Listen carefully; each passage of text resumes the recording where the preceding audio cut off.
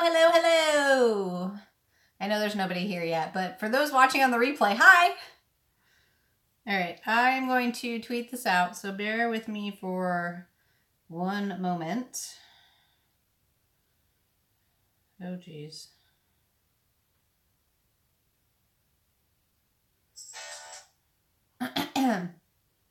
Hello.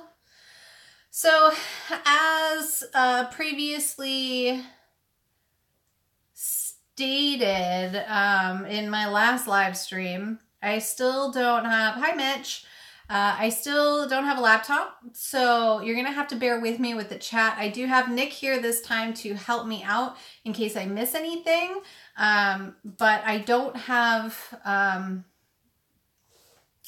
really it's kind of a pain to reach up and mess with the screen to show if I've missed any comments. So I'm just gonna tweet this out really quick. And Nick will tell me if in the meantime I've missed something. So hello to everybody watching. Today we're going to talk about this thing back here, the Prusa Mark II S, and putting the Capricorn tubing onto it, and any differences I may or may not have seen from doing so. How's everybody doing today? What have you printed? Where have I been? I have been a bit absent because my laptop is currently in the shop and has been for 7 weeks now. It just went back in on Friday, and I'm really hoping that they can fix it this time, but the laptop I'm using temporarily does not have good enough software to do any sort of editing program. I even tried like the standard Windows media editor. Nope, doesn't work. It's a very basic laptop, basically enough for me to do things online. If I try to use Fusion 360, it crashes in about 3 seconds. So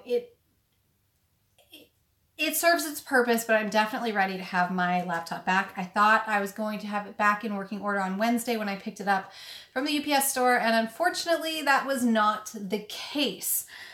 So unfortunately, it's still down for the count, which is definitely a bummer.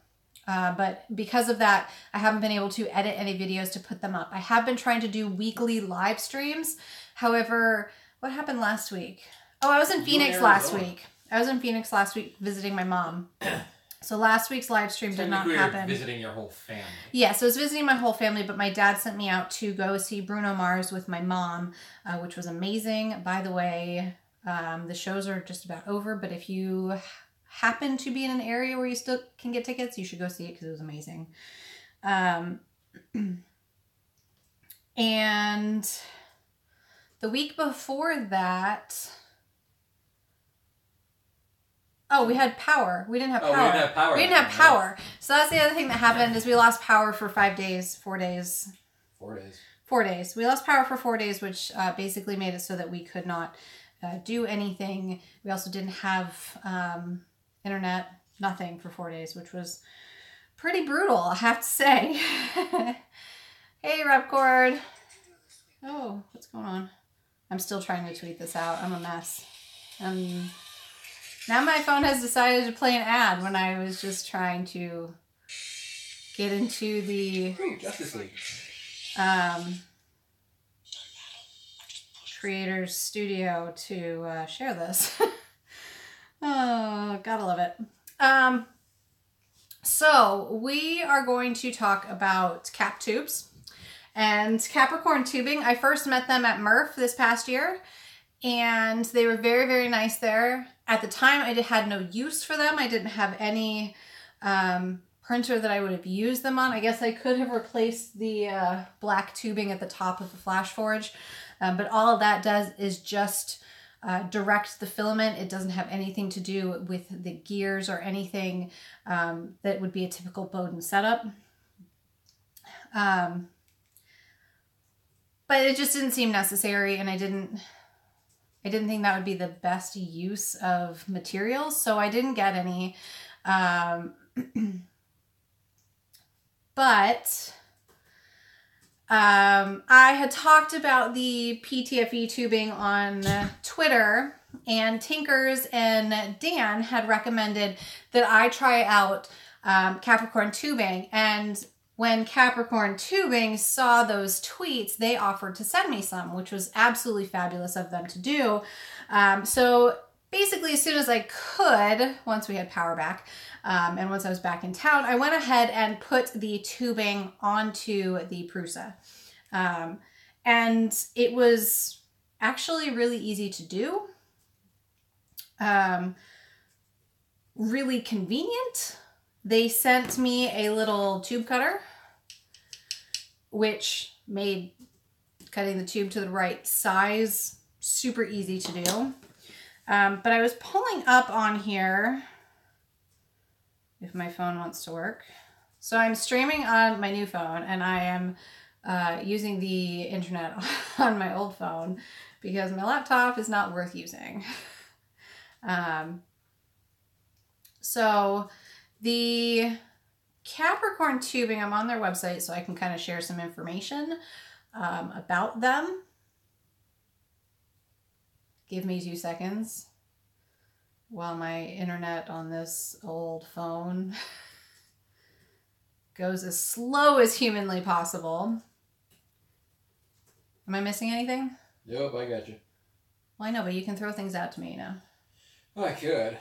I would appreciate if you did. I might do that. Okay, thanks. So they sent me their smallest tubing, I believe. I think it's their smallest. Drop something? No, my foot just fell off the...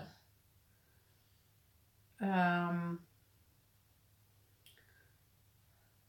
I just want to make sure that I get to the correct things, so I don't tell you the wrong information. So while you're doing that, Big Ben asked, did anyone get the Matter Hackers Connect to beta? No, I did not. Alright then. If somebody else did, feel free to respond. So to talk about what they have for the premium Bowden tubing, including the cutter, 4 meters of their XS bundle, and some stickers, and the cutter. Did I already say the cutter? I think I already said the cutter.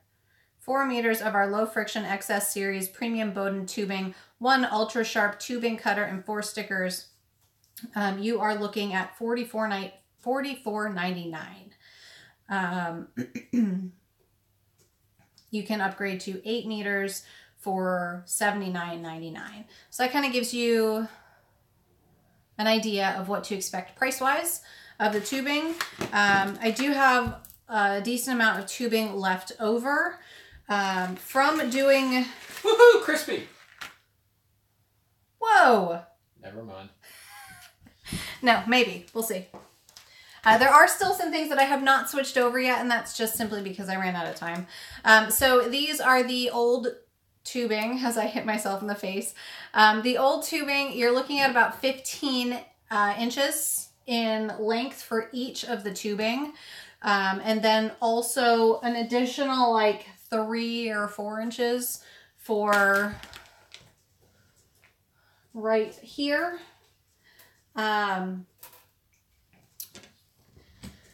So the 4 meter bundle would definitely be enough for you, and then you would still have some left over.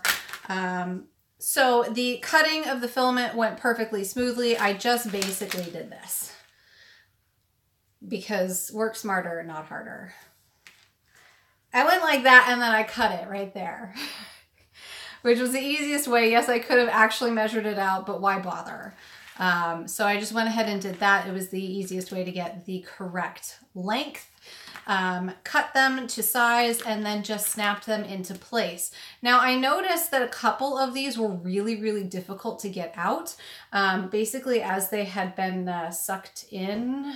Don't know if you probably can't see that because it won't focus on it. But basically, there's like a little gouge dug into the bottom of this. And one of them was so hard to get out that the only way I could get out was to twist it out, which worked fine. These ones don't seem to have that problem, and I think it's because it's a thicker material. These do have a much smaller diameter inner hole in them, which some people were concerned that it was going to cause an issue on something like the Prusa because of the retraction that's needed to switch out materials. It's not. And I think the reason why it's not a problem is because when the multi-material retracts, it's retracting into a cooling tube that is located right here. And basically it's staying in that tube to cool to the right temperature and keep its shape. Once that happens, it's not really retracting all the way back up here. And in fact, if it does, you usually end up with a failed print. So with it only retracting back into the tubing, it's never retracting back into the PTFE or Bowden tubing. If it were, you may have some issues, which I know some people have had some issues on some deltas. I don't have a delta, so I don't have the ability to test that out. Maybe at some point, Rostock is on our list. So there was a question from 3D Maker Bear asking how your experience has been so far, and noting that he just made a video on, they just made a video on the cap tubes as well, and that they love them. So I haven't had any bad experiences so far, but to be honest, I didn't really have many. I'm a mess. I didn't really have any bad experience with the originals, or at least any bad experiences that I could attribute to the tubing. I had a couple of misprints. I had a couple of failures, but those seem to be from the gear itself and the idling screw being the wrong length. There was one occasion where I did have what looked like it could have been a failure in the tube, but it was hard to tell if it was from that or from the gear. So because of that, I didn't really have any bad experiences with this in the first place. My one thing that I don't like about these is I don't like that you can't see through them like you can with the originals. That's going to be the wrong color to test that with. Here's some blue. Anything while I'm searching for things? What's that? Anything while I'm searching for things? Well, yes. NLTMW also asked, did you use a micro reamer to open up the ends of it? I did not. I wanted to use it as basic as possible so I could give it the most realistic experience. So with the original tubing, and you may not be able to see that on camera anyway, there you go. You can see the filament coming through the tubing, which allows you to see if there is a failure because the filament snapped somewhere or is not pushing all the way through. You can see it. With this particular version of their tubing, you cannot. However, I do believe they offer a translucent one. So Pooch said, I'm not one to speak ill of a product I have no experience with, but what is the main selling point for these cap tubes over basic PTFE tubing? # skeptic. So one of the things is there was an article that came out, and I sadly have not read the whole article. I only read part of the article online. And there was an article about how they are made to stricter specifications and that their testing is a little bit more rigorous than standard. They're also supposed to be easier for the filament to go through without having any friction or anything that could cause it to get stuck. That being said, you do have a little bit more chance of it getting stuck because of the smaller diameter on the inside. So I guess it's kind of 6 to 1/2 dozen the other with the pluses and minuses. Without having a printer that I think would really, really test these out, like any Bowden extruder, like a Delta, it's really hard for me to say. Do I think they work great for this? Yes, because the Filament is not retracting back into the tube itself. So far, I've had no problems with filament getting stuck or anything like that, but I don't know enough about Bowden style printers to be able to judge whether or not it would work well enough in that aspect. Does that make sense?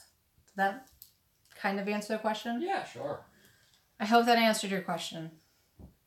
It's Pooch. Do you really care if you answered his question? I do. I hope I answer everybody's questions. Sometimes I fail. Dragon Monk actually just made a great point. Also helps with flex filament for printers with Bowden tubes. That is a good point, because because of the smaller diameter, there would be less ability for it to wiggle around in the tube, allowing for a more seamless printing. So that is a very valid point.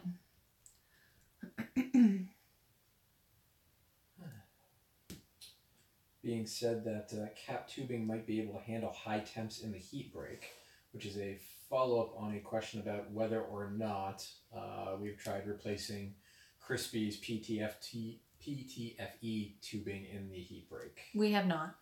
Nope. Crispy is actually getting the old E3D V6 that was on the Prusa. Crispy, I have donated the old one to Crispy. Donated. It was taken over in a hostile takeover. Whatever. It may have been a hostile takeover.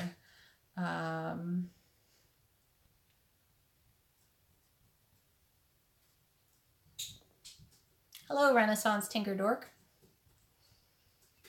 Oh, Pooch is all hurt now. Oh, why? He said, "Hey, it's Pooch. Do you really care? WTF does that mean, Anja?" I said, it means I love you, buddy. Yeah. Yes, donated was more hostile takeover. So far I do like them. I like the look of them. I do wish they were a little more translucent. They seem to work really well, but that being said, I didn't really have any issues with the other ones. They are a lot more sturdy, so they seem to hold their form a little bit better up here, whereas these ones are definitely a little more flimsy. So that's definitely a good thing. Again, for flexibles, the fact that they're not quite as flimsy. Renaissance Tinker Dork noted that got a bunch of cap tubing as well, hoping to test them on high temp factors. More accurate hole in the tube means that less filament can get jammed. Yep. Somebody had asked about the actual specs. Yep. Pooch just asked about the inner I diameter. am pulling them up right now.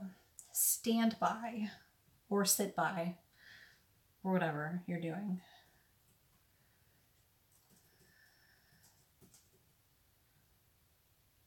Uh, 1.85,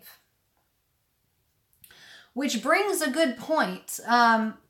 Nick and I have had an experience where a particular filament manufacturer that will currently remain unnamed has had filament that went well above that at, what was it, 1.92? Yup. 1.92, which is huge and would not fit through this tubing. So if you are using a manufacturer that is not as good about keeping to their tolerances, you may have an issue with said filament. Whereas with a standard PTFE tube, that would not be the case. I'm talking about their little blurb. It's a secret blend of high lubricancy additives, turns it a deep blue color, which is kind of cool. Developed in 2016, the XS Extra Slippery formula. So many jokes. I know. So many. It's like one big innuendo. This is getting demonetized. I haven't had a single video that's been demonetized as of yet. Well, just you wait though. It's coming. Let's see what else. Lower retraction means time saved in the time the extruder needs to retract. reduces wiggle room, buckling inside the tube, allowing you to print flexible filaments. Higher temperature resistance. Due to only using the highest quality PTFE, will operate at even higher temperatures. See our safety page for more details. The translucent one is a little bit different. It's not quite as high of a temperature resistant as this one.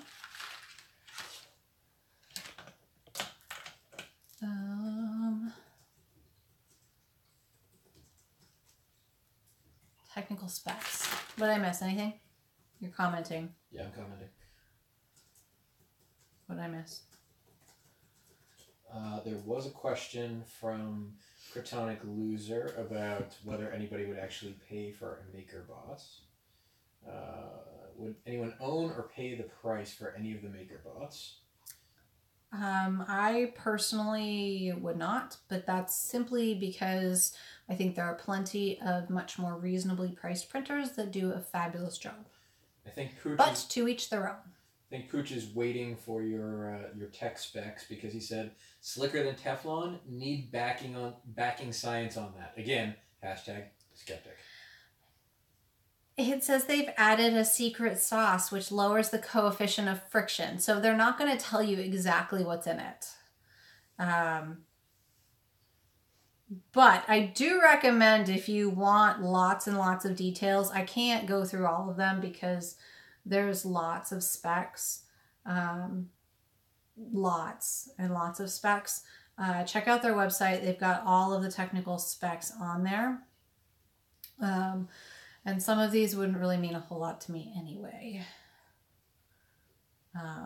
Let's see. Best for flexibles, best for chunky filaments, can't see through it. Pulling friction is 0.8. Color is dark blue. Density is 2,300 kilograms over negative plus or minus 100. I don't know. Hardness 60 to 65. Inner diameter is 1.9 plus or minus 0.05. So it could go anywhere from 1.85 up to 1.95.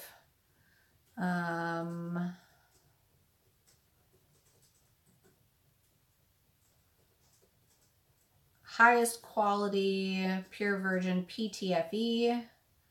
Melting point is up to 340. Does that help answer some of the questions out there? I think it might. Rep just noted, or Pooch noted, common PTFE for 1.75 millimeters is usually a 2 millimeter inside diameter. Not sure why you'd want to go much tighter than that, but yes, assuming your tolerances are good on your filament and the tube itself could work. Followed by... So the specific reason that they talk about the filament diameter on the inside on their website is because of flexible filaments. There you go. So it does allow any Bowden style printer, which previously was not able to do or with a lot of difficulty did flexible filaments. Now you could do it a lot easier. So that's what they specifically call it out for on their website. The outer diameter is 3.95 plus or minus 0.05, which is pretty close to the typicals.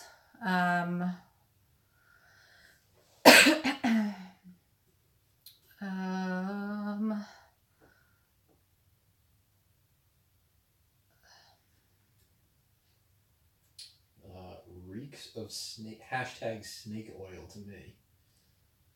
Can anyone ever say that they've had a print fail or underperform due to the feed tube? I cannot. Not that I'm positive of. I do have one where the filament did get seemingly stuck in the filament. I don't know if that was more because of the gears or if it was more because of the filament, but I did have a hell of a time removing it from the tubing itself. So I don't know if, I'm not sure what caused that. But I did have that happen. I don't know if that was more the gear though. And then maybe it just got really stuck after that. But it was hanging out probably about that far. And I could not, I had to like seriously yank the sucker out of the tubing.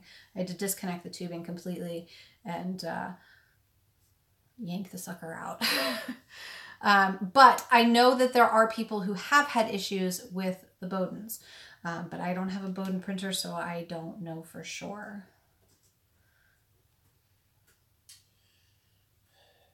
Pooch is noting this is begging for some good heads-up comparison videos. Love to see that specifically on the Flex. I'm not exactly sure how you'd be able to show that. Royal Rumble style? Well, I mean, like the inside of it, you can't see to see that it's not buckling inside because it's opaque. I mean, you could see how much easier it was going through it.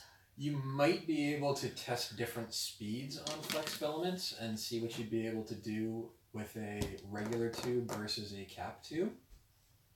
Could you feed and print faster with a flexible with cap tubes versus a regular tube? Because you wouldn't have to worry about kink. I'm just throwing ideas out there. I honestly have no idea. I think I have a flexible in here somewhere. Because then I could at least tell you if it was easier to push through. It may not be in this bag though. Next, Poly Smooth. Polyflex. Let's open that one. Hey, it's black. I didn't realize we had some black Polyflex. Yes! Nick's been needing some black flexible for some tires. I do. I need to print some more open F1 tires. Anything else? So NLTMW noted that speed test would be a great way to test it. He nominates Crispy for the test platform. Oh God. I can't see anything going wrong with this. I think it's a perfect idea. Right. Kat just dropped in. She said hi, but also said she needs to sleep right away, but she wanted to stop in and say hi quickly. Okay. And Pooch is excited about impromptu science, which is what we're doing at the moment. Right. I mean, in terms of pushing them both through, they both go through pretty easily. But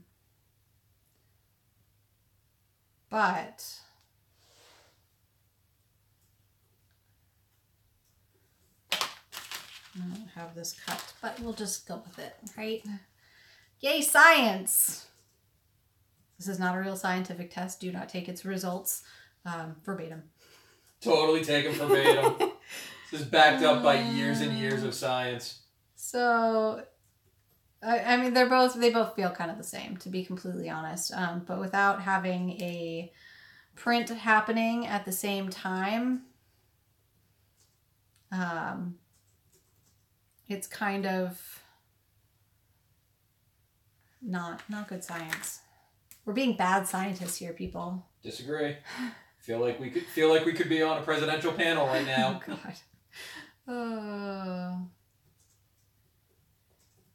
Yeah, I mean, it's really between the two, kind of 6 to 1, half dozen the other. But I don't know. Like I said, without having a Bowden style setup, it's really kind of hard to judge that. And it also kind of depends on the flexible, because this is a pretty sturdy flexible compared to, say, Ninja Flex, which I have no idea where my sample of Ninja Flex is.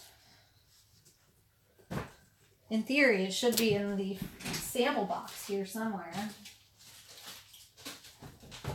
We rearranged all of our filaments. Organization! So everything is super organized and labeled now. So in theory, if I open this up... There it goes. If I open this up, it should have samples. Oh no.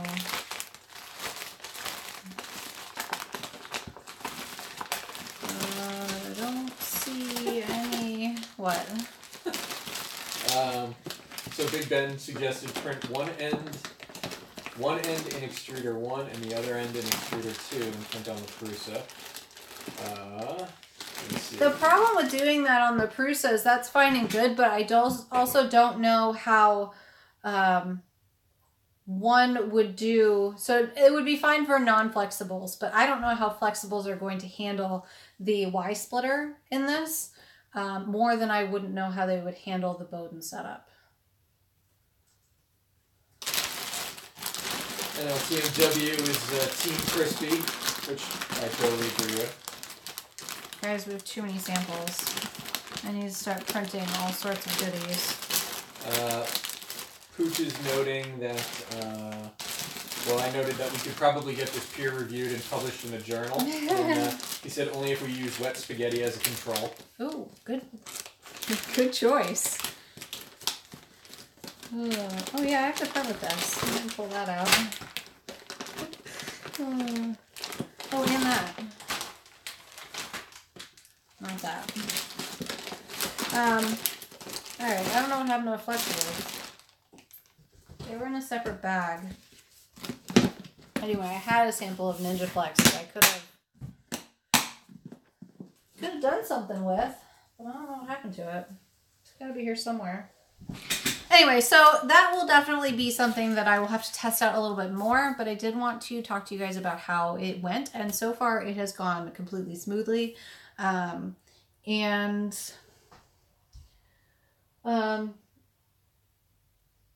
I mean, I don't know if it's a completely necessary upgrade on the Prusa. However, it might be for you. I know there's some people who have had some issues with the tubing or don't like the look of it. Dragon Monk noted uses the same container for their his loose filament. Nice. We have the bigger size ones for all of our filament. Everything is in, because we have a ton of humidity here, everything is in the weather resistant with the rechargeable desiccant packs. Because yay, humidity! Said no one ever. So yeah, so there's still more testing that I need to do before I can say yay or nay on these. So this is more just an overview of how it's gone so far. And in terms of cutting and installation, it went perfectly smoothly, and so far so good. Being noted. Oh man, I want to say so many different possibilities here. J Flugum. Okay. I've replaced my Bowden on my ANET E10, and the cap goes all the way down to the nozzle through the heat break. All is good so far. Haven't tried the flexible filaments. Nice. Yeah, it's definitely something I'd be interested in, is whether or not the flexibles are definitely helped out with this or not. I know, was it Chris who said he was having a trouble with the cap tubes on his Delta? Somebody said they were having a difficulty with it on Twitter, and I don't remember. Hey Chris, was it you who said that you were having some issues with the cap tubes on your Delta, or was it somebody else? I can't remember. Also, welcome to the stream. Thanks for stopping by.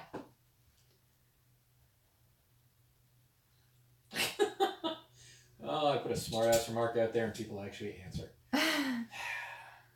What was your remark? Oh, we were talking, there was a conversation about science, and I said, how does boiling water make spaghetti soft but eggs hard?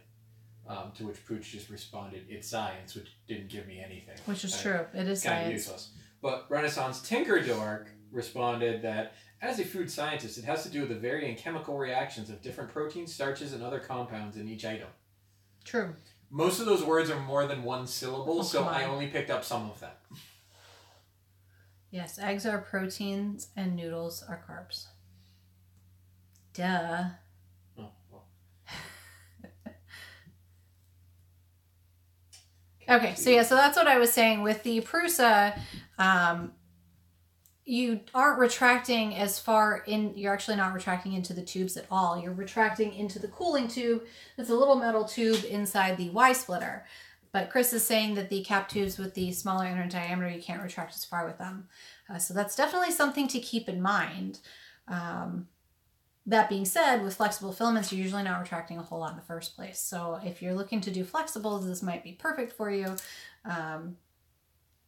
But if you're if you're looking for something else, it may not be. So I think it's going to end up being something, if you are noticing a problem with your tubing, or say you accidentally kink your tubing, because I have to say, and I can't pull it over here because there's currently filament in it, but I have kinked this PTFE tubing 3 times now.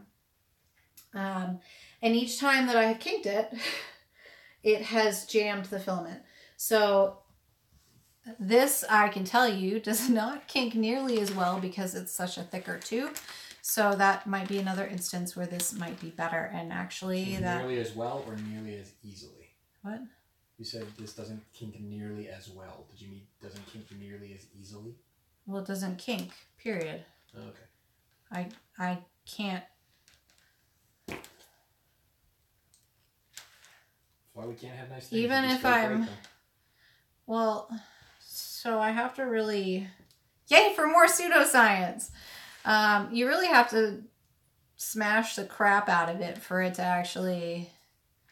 like if you just do a light... Basically, if I was trying to pull this out and I put a light tug on it, it doesn't really dent it. I mean, it will if you like squeeze the crap out of it. That one, as soon as you barely tug on it, it starts to dent. So that's definitely something to keep in mind, that this might be better for some instances. What? Why are you laughing? Are people laughing at my pseudoscience? No.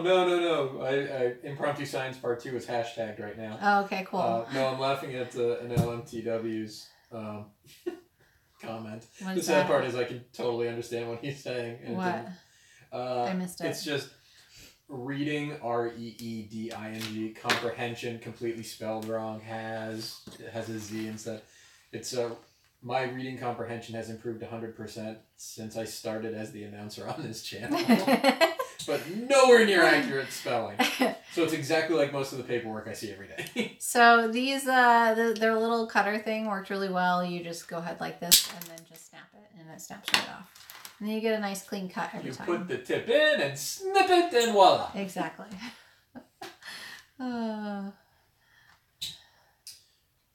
Chris just said he wonders about putting cap tube inside stainless braid for protection. And then Pooch followed up with asking Chris what his gut feeling is telling him about these tubes, likely to provide any real benefit. Yeah, I really think it kind of depends on the situation. For the Prusa, it's going to be a little bit more testing before I can answer that from my perspective. The blue is nice. I have to agree. But it's definitely something that I'm going to need more information before I determine whether or not I feel like it is a viable option or realistic need. But it's a good chat to have either way. Chris's response to Pooch was, the jury is still out, but the blue is sexy as hell though. Agreed. I'm guessing it is like Joe Mike sexy. I imagine this being on his blusa at some point. I also imagine it being on his blusa, but I don't know if the color is the right shade of blue for him, because his is much more like this color blue, which is much brighter, I think, if I remember correctly. Pooch is noting that stainless braid now. Holy crap, talk about going after a fly with a bazooka. I have killed a fly. Priorities. I've killed a fly with a sledgehammer before, just to prove I could do it. Feeling feisty. You are feisty tonight. You should take that feistiness right down to the local bar and find us a sugar mama for tricos. Can you guys hear Nick over there? Oh yeah, they hear me. Okay, just making sure.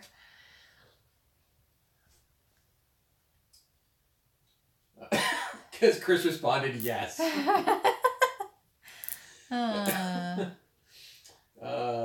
I don't know if the Blusa is direct drive. I think it is right now.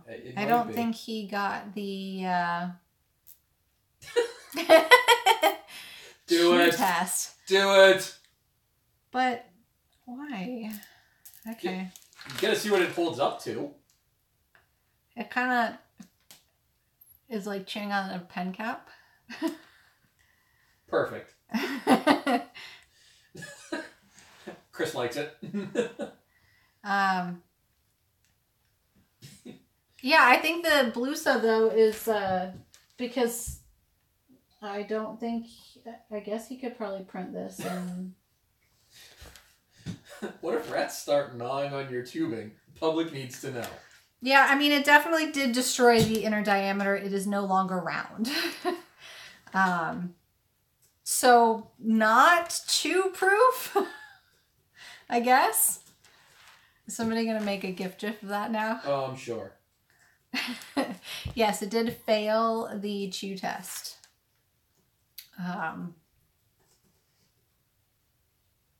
Wait, lower.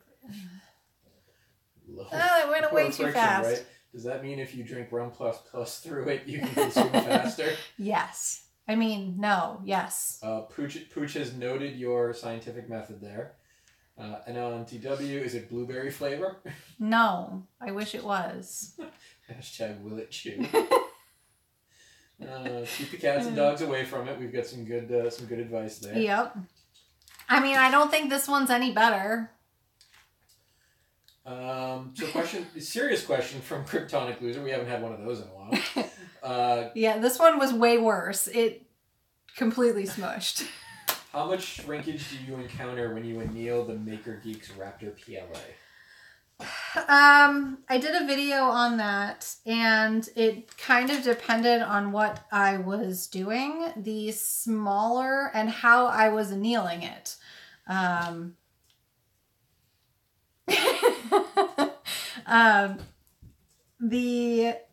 If you annealed it in the oven, it seemed to reduce by 1% maybe.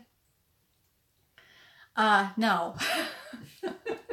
If you did it in boiling water, which was another recommended way for other parts, it actually expanded in some cases and also dulled the color.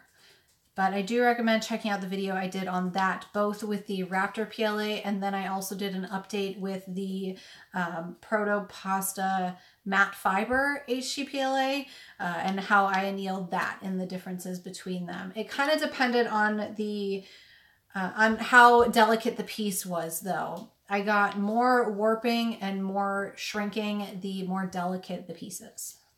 I hope that actually answers the question.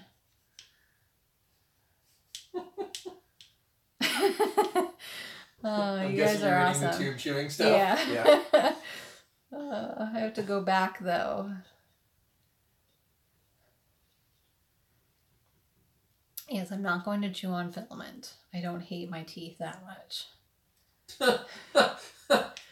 Kryptonic Loser. Oh, now you want me to watch more of your vids? Clickbait, unsubscribe. Just kidding. Well, you know. It was a while ago that I filmed that, so to be honest, I don't remember the exact amount that it changed. I seem to remember it wasn't a whole lot, though. No, it wasn't, and somewhere here, I think they're in here. Sometimes I really love this desk because everything is right here.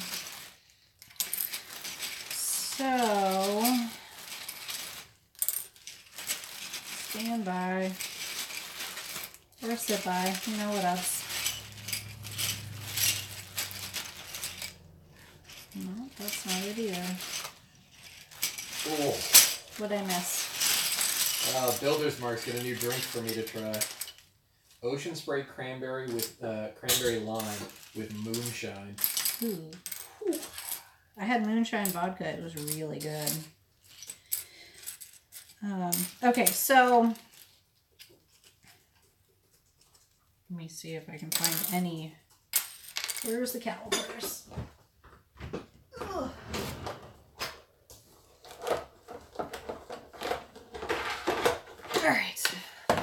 So these are not Maker Geeks. These are Protopasta, but it will give you an idea of the shrinking. So this one, 38.75.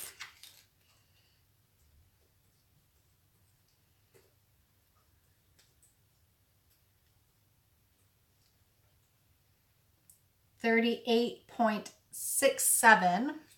That was the one that was baked. This was the original. What? What effect would that drink have on the chewability of tubing?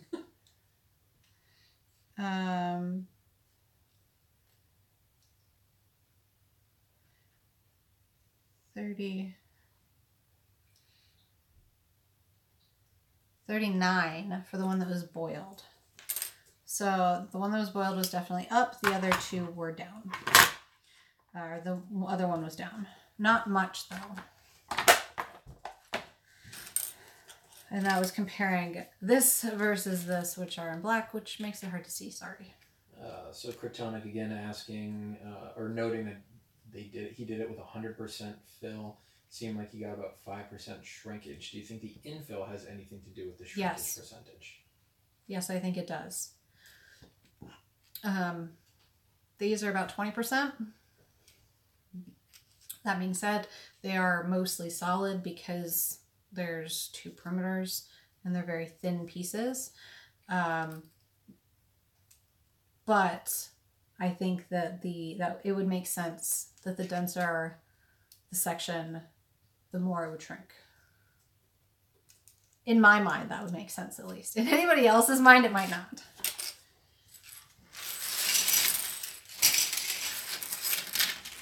Any other questions that I missed? I don't believe so. No more? Well, Cyber Dustin's lunch break is ending, so he's got to go back. Have a wonderful evening. And thank you for watching on your lunch break. Does anybody have any questions? Anything? Not seeing anything right now. No questions? I think we've kind of beat the cap tubes. Which tube tasted? Neither. They both tasted the same. They both were like chewing on a pen cap.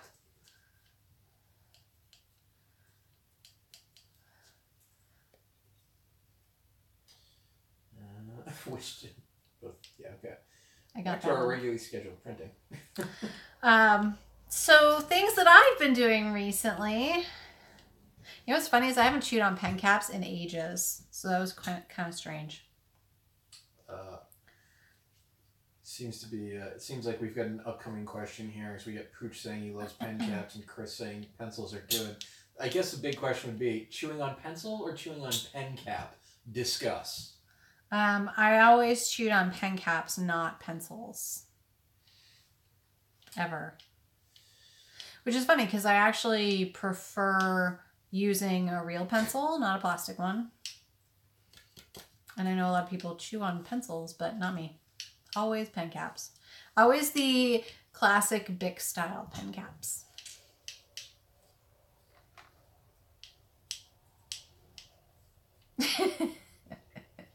Oh, you guys are awesome. I used to know why there was a hole in the end of them, but I don't remember. You told me this not that long ago. And now we have bullied you into reverting to your old habits. Do you have... Chew and she falls right back into it. Did you have the No, I didn't. My teeth didn't like that.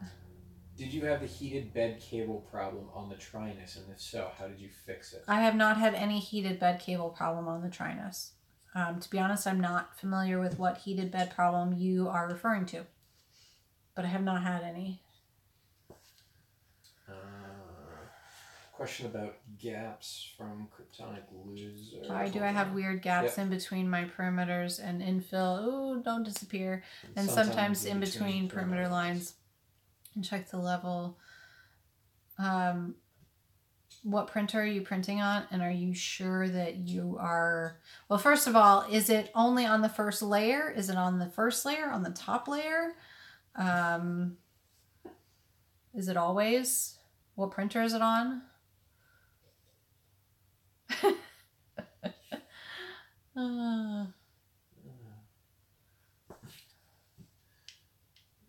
So Big Ben asked, what were the upgrades you bought for the Prusa? I decided to skip the second multi-material unit. I decided it would be more beneficial for my business to have one printer that was MMU and one printer that was not. Because I still get a ton of orders for non-multi-material prints. And having I've had more failures on the multi-material on standard single color prints than I have on multi-material prints, I feel like, which doesn't make sense, but that's what seems to be happening. So having a single multi-material unit and a single standard unit is what I'm going to do. So I have ordered the 2.5 upgrade for this, and then the 2.5 upgrade for the MMU. And then the other printer will be just the standard. Following up on that, Chris wants to know how we can make Prusa ship the MK3 faster. I don't know. I wish we could, because I want it like now. Was it supposed to ship in November? Yes. Is there an update on that? Does anybody know? Because to be completely honest, I have no idea. I don't know if there's been an update on that. I don't know if there has either. I don't remember seeing one.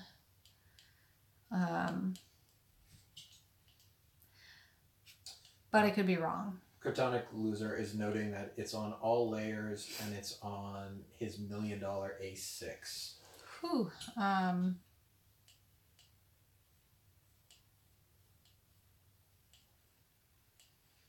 If it's on all layers, I'm not sure. Are you sure that there's not something stuck in the extruder that's stopping it from pushing out the correct amount of plastic?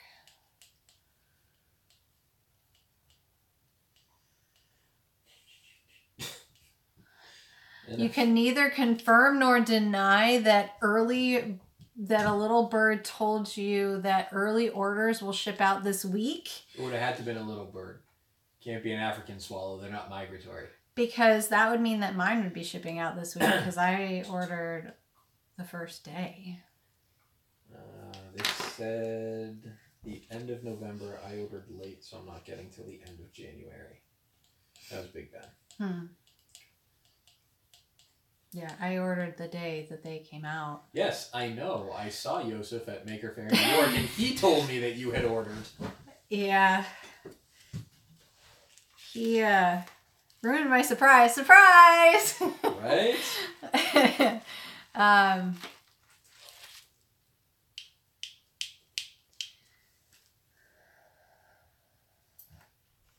Can neither confirm nor deny. Well, that would be amazing because I totally want one like yesterday.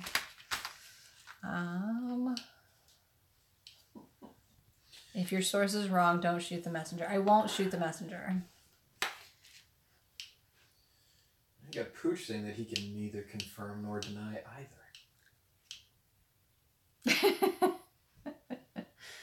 It's so weird, right? These things. Oh, you guys are funny. So do I. Can we expect to see a video of the MMU 2.5 upgrade? Yes, you can, but those are not shipping until January, so it will be a while. We might be a little ways off there. But I will film the build of the MK3 because it does look very different from the 2S. Big Ben's noting, check your email. Maybe you have a ship notice. I can check my email right here. Stand by. I don't think I've gotten one, though. Stop. Go. Oh. Well, hold on. Don't tell it to stop and then go. No, make up your mind. Stop doing what you're doing and go where I want you to go. Gosh, follow along. You know what? This sounds like every time I'm driving. No, I do not have any ship notifications. Nothing exciting in my email. Yeah, Chris didn't get a ship notice yet. So, fingers crossed that it is... I would be happy if it shipped by the end of the week. I would be even happier if it shipped sooner rather than later because I will have family here next week, which would mean that I won't be able to put it together. Pooch wants to know if you can chew on your new phone and then on your old phone and tell us which phone holds up better. No. No. This phone is useless, and I'm not going to do that to my awesome Note 8. Not happening. I love that phone, and I would not be mean to it like that. This one, on the other hand... I don't know how that hasn't made it to the range and its final resting place yet. Because I use it for something like this, and that's it. Chew it. You know you want to. No.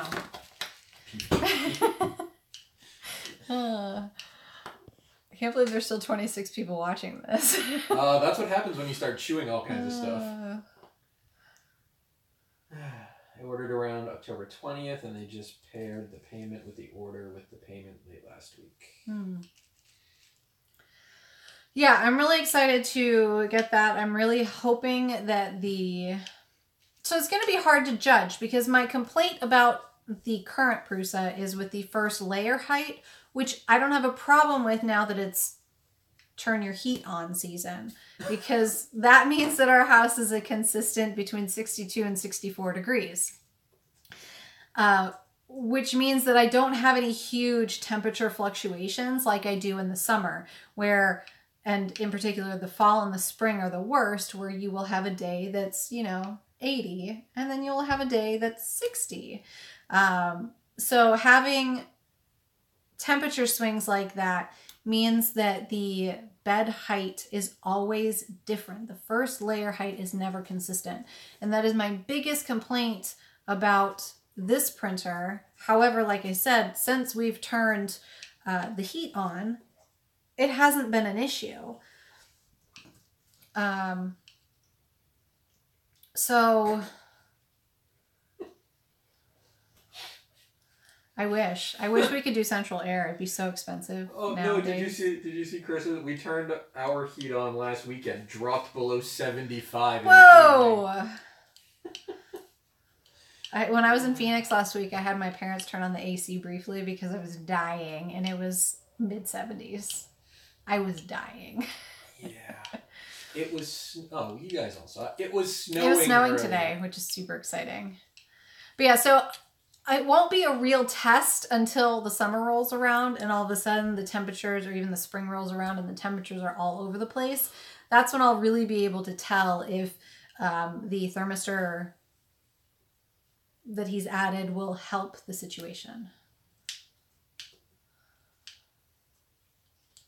Yeah, we can't print with ABS in the winter in this house. Well, we can on the FlashForge. No, we can't. I did. Boom. It does not print well. Boom. It does not print well. You can print with it. It does not print well in the winter. Oh, God. No. Oh, gross. whoa, Tim. Ugh. Come on, man. That's Spider Monkey Toucan flying around. No. We joke that when my parents come into town, we have to agree upon a set temperature in the house before they get here in the colder months, because otherwise I would die. Because if it were up to them, I love you guys if you're watching, but if it were up to them, the temperature would be in the 70s in this house, and that's just way too hot for me. Do you remember the year that your parents came in the wintertime and your dad was fully dressed, covered with a blanket, a space heater next to him, and our gas fireplace running? My mom wasn't here for that. Yeah, I think we could have put a meat thermometer next to him. It would have been like 97. Snow is not a nasty 4-letter word. Snow is amazing. It's magical. And if Nick could have only taken a picture of me earlier. Yeah. I was trying to eat snowflakes.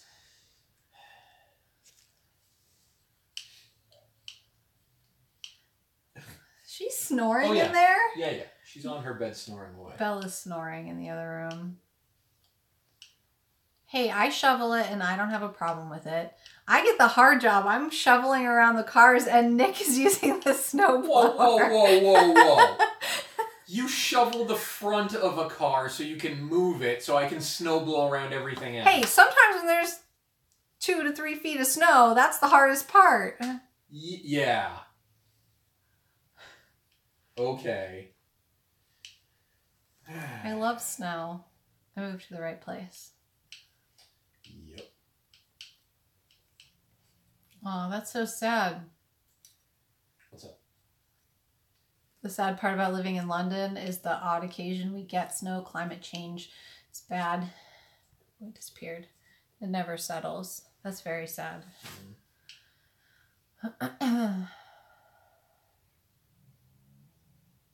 Plowing, shoveling sucks. I don't know if you guys can hear her, but holy cow.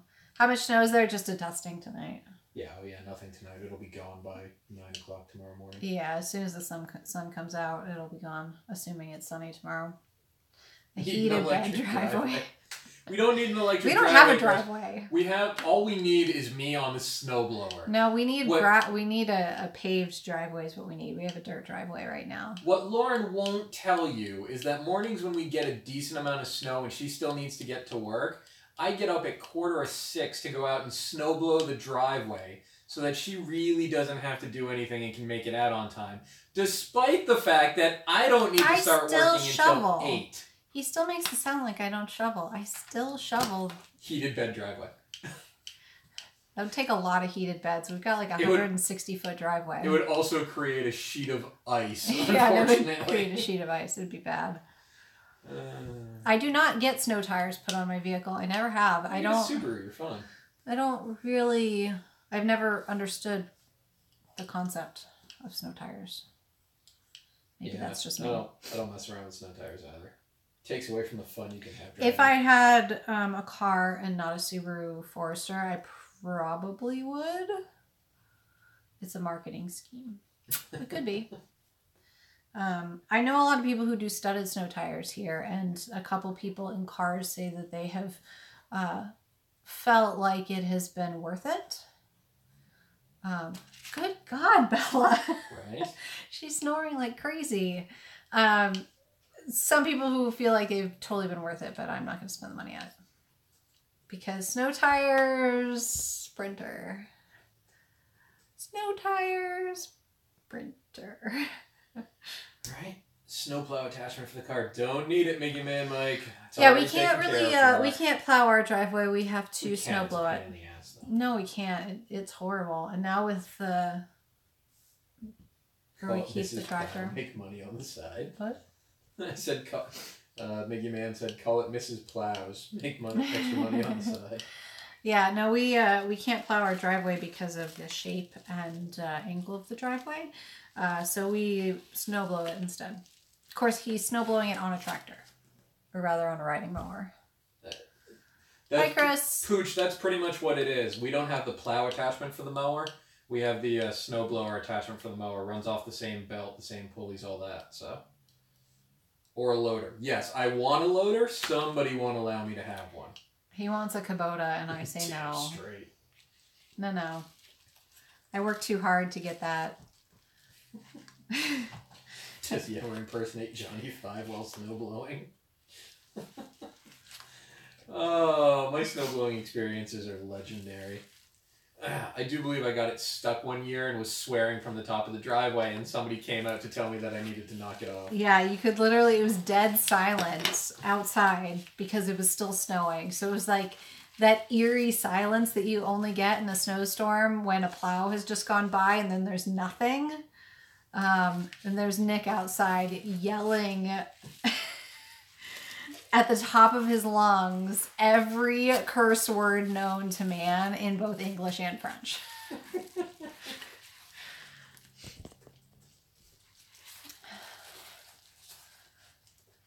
I don't think our neighbors really would have cared, but... No, I don't think they minded. But I cared. Yeah. Yep. Prouder moment. He speaks the curse words in French. He's apparently going to be relearning French. Right? Yeah. I can't believe how much our dog is snoring right now. It's insane. I really wish you guys could hear her.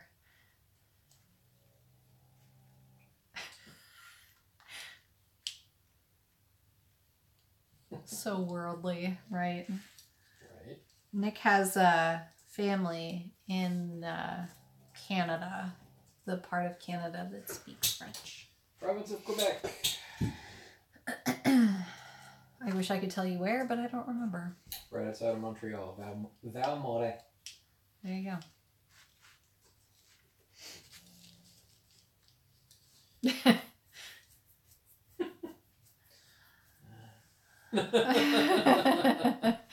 It does count.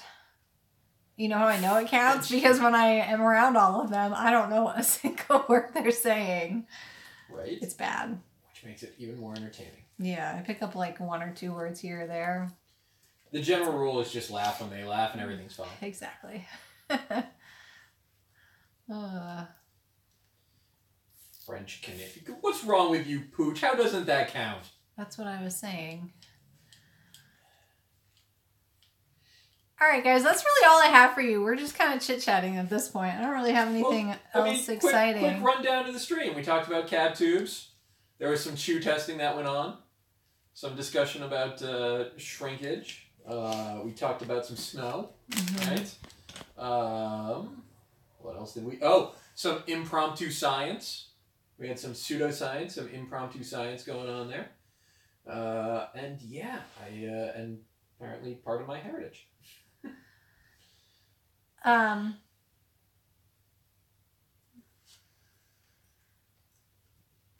there's a bunch of questions that just came up.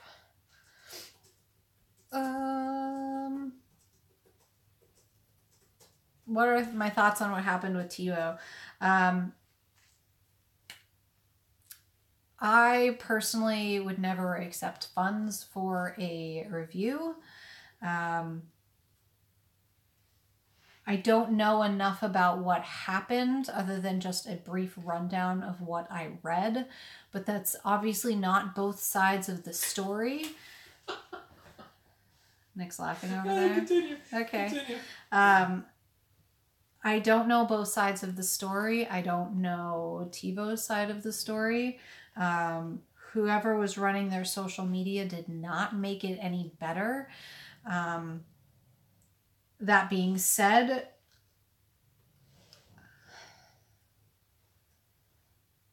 it bothers me to know that there could be other people who have accepted funds for reviews. And I never think that that is acceptable without being fully transparent with your audience first. So in full transparency, I've never accepted funds for a review. I will never accept funds for a review. I've always told you guys everything that I have received. Hey, I forgot to tell you the TiVo came in the mail today. I've always told you anything that I've received for free, including this tubing. And I try to be honest about when I pay for things myself, like buying that right there I paid for, buying the Flash Forge we paid for. We did not pay for either of these two machines. They were both for review. We almost paid dearly with the ANET. We did. The ANET was sent to me by ANET, not by GearBest, and the Trinus was sent to me from them. So I think it's very important to be completely open and honest with your viewers so that they know what to expect in terms of the blanketing against Chinese-based companies that day, or the next day, I guess it was, on 11/11. I don't think that that's necessarily right either. That would be like me having a bad experience at one place in California and saying, well, I don't want anything that has to do with California. That's kind of unrealistic to do and unfair to the other companies there. Joel just jumped in, feels like he stepped in the middle of a weird conversation. But no, I think that TiVo did not handle it the best way that they should have. But like I said, I don't know both sides of the story enough to give more than that as an opinion. I hope that answers the question. Since you got here late, is the tubing worth the cost? I still need to do more testing before I can say yes or no on that. It does work perfectly well on the Prusa, but that being said, it's not retracting into the tubing on the Prusa, it's retracting into the cooling tube. So because of that, you're going to have less conflicts than you may have on an actual Bowden printer. What did I miss? NLTMW had a great title for the episode. Lauren talks chewing and shrinkage. Thinks it's instantly viral. Yeah. There was a question about printers. I think Builder's Mark removed it, but asked what was going on the printer's farm. And then it was followed up by Tim, who noted, why aren't they moving? Why aren't we moving? The printers. Oh, because they're too loud in here, and because I can't hook a mic up to my phone, which is what I'm filming on right now, because I don't have a laptop that can actually run OBS. And then Joel Hi, Joel. Joel popped into the room, and everybody started paying attention to Joel. Because, well, he's Joel. I mean, why not? How's that MMU working for you? It's pretty awesome, right? So cool. We're gear matchies. Here's my gear. And then Pooch just caught Joel up by telling him he missed you officially being the first person to give Cap2S a pseudoscientific chew test. Spoiler, it failed. Well, so did the standard PTFE tubing. I chewed on both and both failed. Joel did say that it is his MMU is cool. I'm assuming that's what he was talking about there. Yes, it is super cool. I can't wait to see what else you print with it. Miggy Man Mike said he's going to keep his eyes open for a more conclusive review then. Yeah, I'll do one more. Like I said, these have only been on for a couple of days. I put them on Tuesday night when I got back from Phoenix. So they've been on since then, and I've pretty much been printing almost nonstop. One thing, and maybe you guys can help me with this, I've been having some issues with the MMU.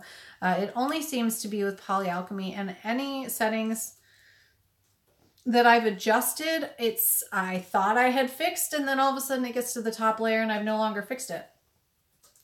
And it's not going to focus because I want it to. Well, I think you guys can kind of see. Why is it any other time it auto-focuses when I don't want it to, and now it won't focus when I want it to? So there's a gap right here. Maybe if I cover my face? Nope, not helping. All right. Well, I don't know if you guys can see that, but there's a little gap right here. Hey, Clayton. And with the little gap, it's doing it on the back and the front. I seem to have fixed the first layer. Cannot see. Well, I posted a picture of it on Twitter. You want to find the picture on Twitter and post it? What am I finding a picture of? This? Sure. Give me a second. Okay, thanks. Nick's going to post a picture of it.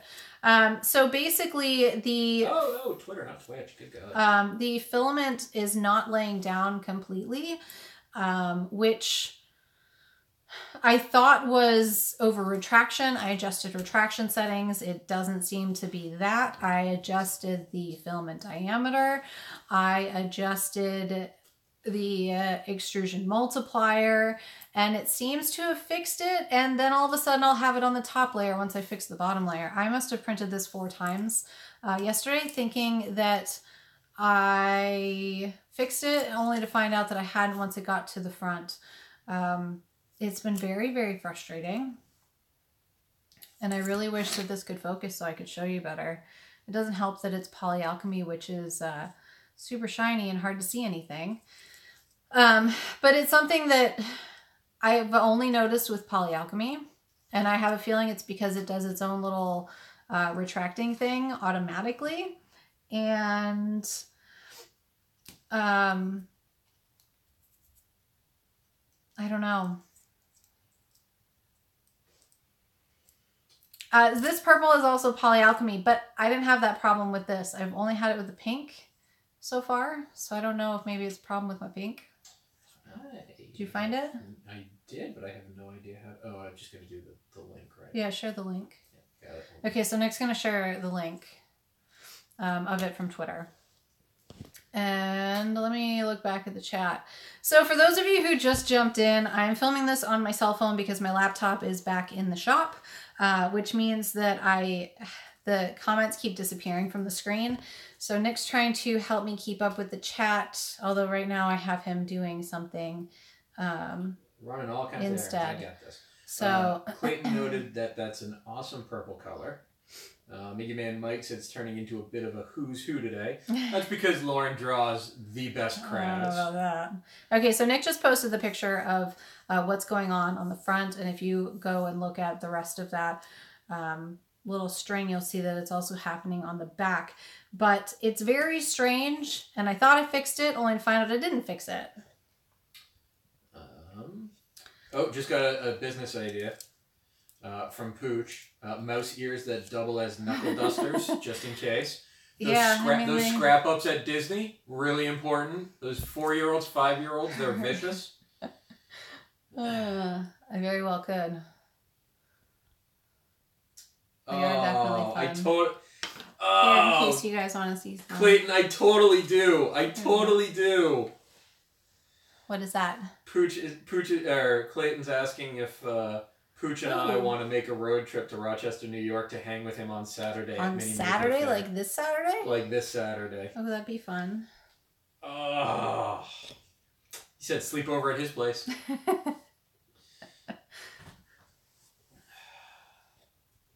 I'm kind of bummed out that I didn't get to see everybody at Maker Faire. Looks like you guys had so much fun. Mario Kart and beers. Whoa, whoa, whoa, whoa, whoa. I was just trying to figure out how far the drive was. Mario Kart and beer? Yeah. This is, yeah, okay. Mario Kart and beer. Okay. He's sold. Yeah, I am. How far of a drive is it? 7 hours? Rochester? Yeah. Give me a second. Only a couple hours. Man, you're lucky. Who said that? I know. Did you, oh, went too far. Did you see there's going to be more ruby nozzles coming out in different sizes? I did not see that, but that is very exciting. I kind of wanted one for the Flash Forge, but it's not available in that, so it'd be interesting. 7 hours, 17 minutes. 7 hours, 17 minutes. Which means we make it in 6:45. Which means we make it in 6:45. Wait, there was an agreement at Maker Faire? Was there? There might have been. was this discussed before you took off very quickly, Clayton, to make it to the airport? That was from Joel. Oh, Jesus, Joel! What time was this agreement made? I don't think he remembered an agreement. Mickey Man Mike, it's 2017. If your knuckle dusters aren't fabulous, you're just not doing it True right. Story. So these don't really work as very good because you can't. I have small hands and I can't get my fingers. I guess it works kind of, assuming it doesn't break. Wait. At 1 a.m. at a rooftop bar, you're supposed to take me out? That seems shady and not. I would never be at a bar at 1 o'clock in the morning. I call bull. Never. Right. I mean, we did go out to see Thor. We did go out to see Thor. And I took you out Friday night, too. And we went out to Chili's recently, so that counts, right? Yes. But Thor, seriously, such a good movie. If you haven't seen it, you should. Both of you will wait. Nothing good. Everything good happens at 1 o'clock in the morning. Always. You still haven't seen it? Oh my gosh, you have to go see it like now.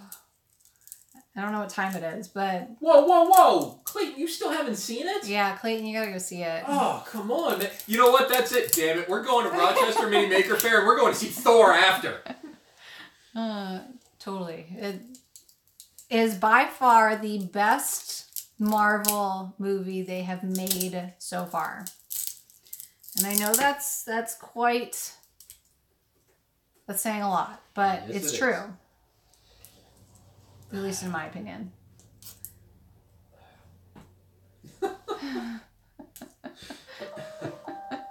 What time do you get out of work on Friday? What time do I get out of work on Friday? Normal time. All right, 6:45 from there gets us to Rochester about midnight. Stop for food, get there at, let's call it. Yeah, I totally want to go see it again. It was such a good movie. I haven't printed a Joelbot yet. I feel like a failure. It needs to happen. Well, to be fair, you also didn't print a Benchy for like 2 years. It's true. After we had a printer, I still haven't printed a Hairy Lion. Still haven't printed a Hairy Lion. We need to print a Hairy Joelbot. Where the hair can be... Can we just put... Can we put part of the Joelbot as the front, the lion as the back, and the hair just exploding all over the place? Joelbot ears. That'd be awesome. Ears. Joel does have a custom set of ears coming. Do you know what that would make at I mean...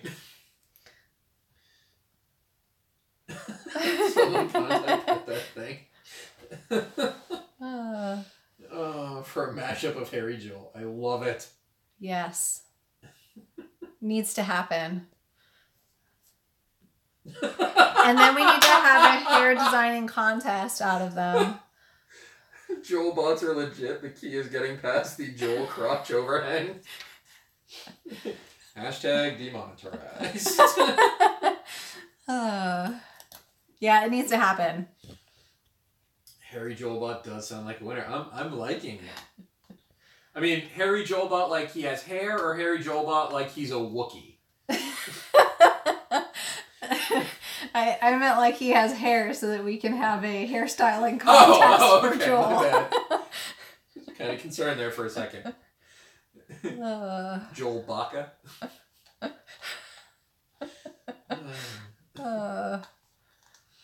Well, I guess we'll see if this is the first video I have that gets demonetized.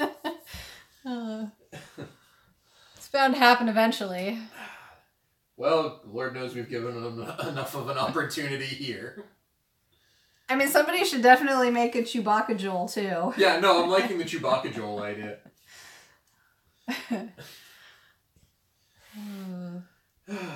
So many options. Where's Mello? We need to talk to Mello. Mello will make us will model us a Chew Joel or a Joel Baca. Joel Baca. Yeah, I don't have those kind of skills. Oh, man. At least not yet. Someday. So Joel said his Joelbot video should be up tomorrow. Sean's editing nice. It right now. Pooch just noted that Harry Joel Crotch will get you straight up banned. Oh, can they start taking money from us? Not just demonetize us. Can they actually take money from us? I don't think so. Yeah, no, definitely. We need to find somebody to make things happen. Yeah. People want to know what you look like. Come here. I really shouldn't. You should. I didn't do my makeup today. I don't have good foundation. Come here. It's a bad hair day. I'm glad I'm witnessing it. Oh, awesome. Look, he's being shot. You know me, Pooch. I mean, I'm humble. You and I, we are humble. Like Kanye humble. He's like Kanye humble. That's Good evening, internet world. Wow, I'm like super... Right? You are super bright, like White Walker style. Although, to be fair, it's probably just my darker Canadian complexion. Said no one ever.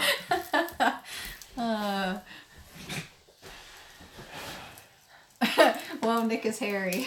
Yep. It's hunting season. It is hunting season. So, a funny story about me and Nick. Hairy Nick. Funny story about me and Nick. Our entire relationship stemmed on the question, how attached to your beard are you?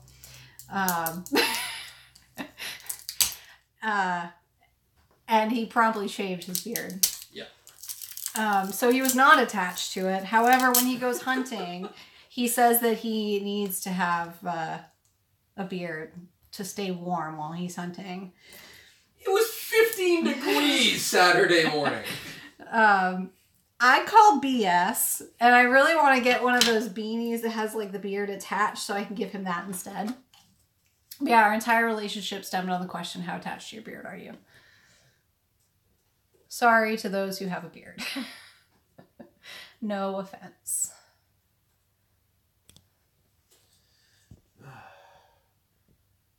Right? Kryptonic Loser gets it. When you're in the woods, you need to be a man and keep your face warm.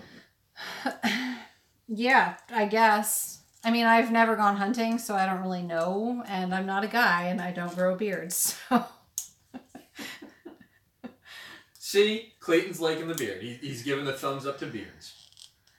Yeah, it's not that I have a problem with them. It's that the one that he had when I met him was ridiculous.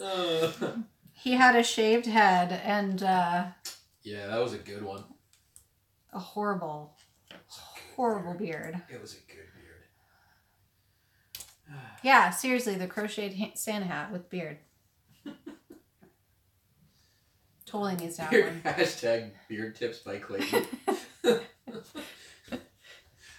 Clayton, whole new YouTube channel idea.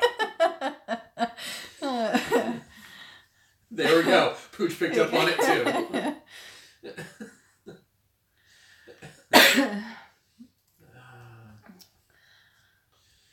Anyway, well, this stream just kind of went completely different place. I'll be honest, do you remember the days you used to stream by yourself and you'd stay on topic and things went nice and smooth? Yeah, it wasn't nearly as entertaining. You're welcome. Yeah. Yeah, my streams have gotten a lot more entertaining since Nick has joined them. Hashtag Maui moment. You're welcome. Exactly. Could I be Bigfoot? Yes, there is a potential. If you saw me beginning of hunting season, I may look like the film from Bigfoot walking through the woods. With bright orange. Yeah. Well, I don't think I've ever seen Bigfoot in bright orange. You know why? No, seriously, do you know why? I don't know. I'm questioning. He's blurry. More like Harry and the Hendersons. It's about right. I've run into John Lithgow in the woods more times than I'd care to count. Right. All right, well, on that note, I think that's really all I have for you guys, and I really need to get some prints started. So I should probably end this. I still can't believe there's 25 people watching. Right. You guys are awesome. Thank you for allowing me to have an entertaining stream tonight, and for joining in on the entertainment. Bigfoot is a hairy ninja. It's about right. Kryptonic Loser. No, I just opened a beer. I mean, we can keep going if you want. I just have to really start a print. So I can start a print while you guys are chit-chatting.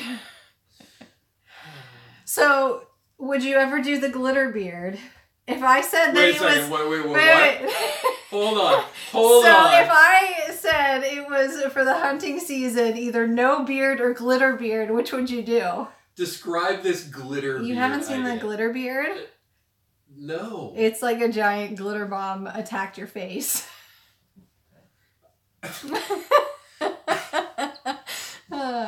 Seriously, what would you guys pick, those who have beards?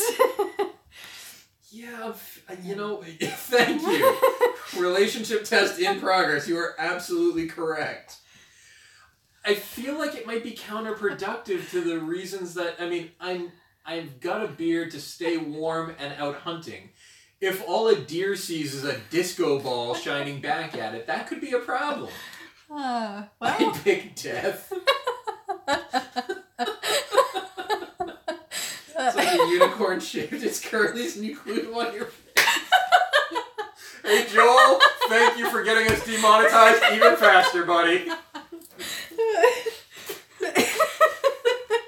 Hashtag unicorns. Pooch, Pooch, I'm thinking this is a curly fry idea now. Unicorn curlies?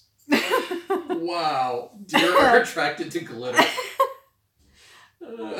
Deer are huge disco fans. I'm learning all kinds of things about deer I didn't even know. This is great.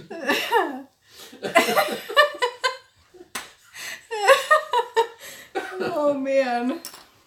Wow. Thanks for that, guys. Yep. Well done. Well done. Yeah, I mean, I love glitter at all, but I wouldn't be able to take you seriously with the glitter beard. That's unfortunate, because I was about to do that. I'm pretty sure I would have to give you like $5 million for you to be able to do that. I don't think you'd do it for less. $5 million to glitter my beard? Yeah. You know, I always love people who make the comment there's not enough money in the world. I'm pretty sure that if I showed up and just had a stack of hundreds, $250,000, or $250,000 and a stack of hundreds and offered people, all those people who said there's not enough money in the world would jump at that opportunity. Maybe. I'm pretty sure if you gave me $50,000, I would do a glitter beard. Let's be honest. So there's a question, which I think the answer is yes. Do you use any 3D printed equipment while hunting? Is your scope mount? So the scope mount's not on this rifle. Not on that one? Because quite honestly, we live in New England and it's all kind of low brush or thick stuff. So big, heavy bullet, nothing that I would really need a scope for. So no, there isn't a scope mount on this one. Or the scope mount's not on this one. No, I don't think there's anything that's on that's on that rifle that's 3D printed. So currently, no.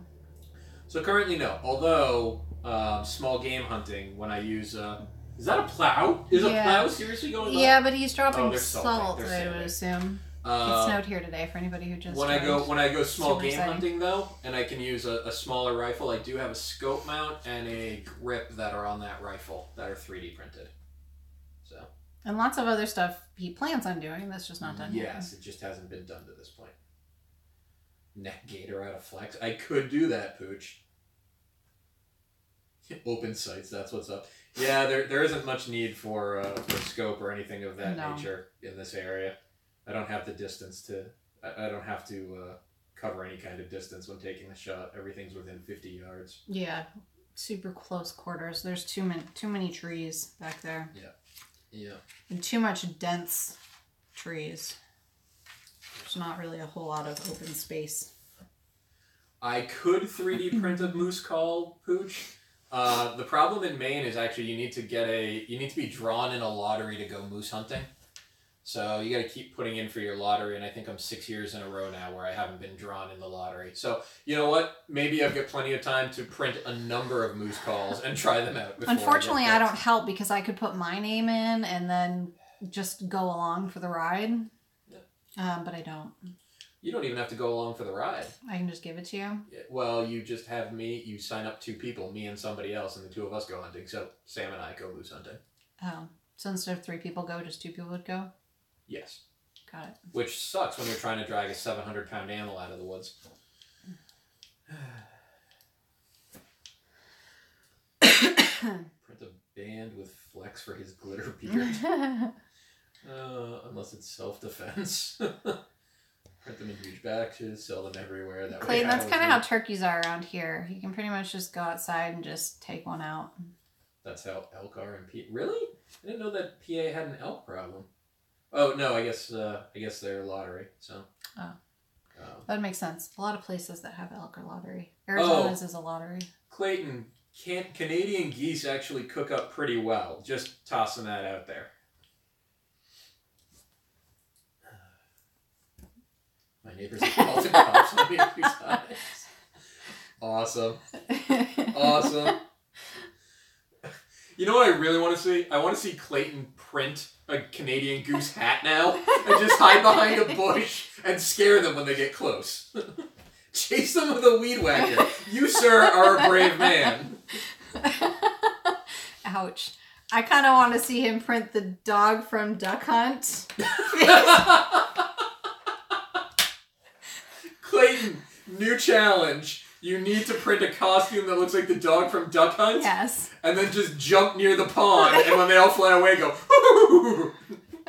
Please do it. Oh, that's awesome. The Rochester Weed Whacker Massacre. Hey, you do it. Yep, I need to see this. You've joined the stream at a pretty entertaining time. Absolutely. Duck Hunt cosplay. happen. Somebody please make that happen. And then somebody else can just be the giant gun. Right. This is the best stream so far this week. Yeah, LTMW. That's because it's Monday night. Yeah, it's Monday. You know what I like to think is happening right now? We are setting the bar for every other stream this week. And I feel like you should grab a chair and sit over here. How can we combine duck hunt cosplay with unicorn furries?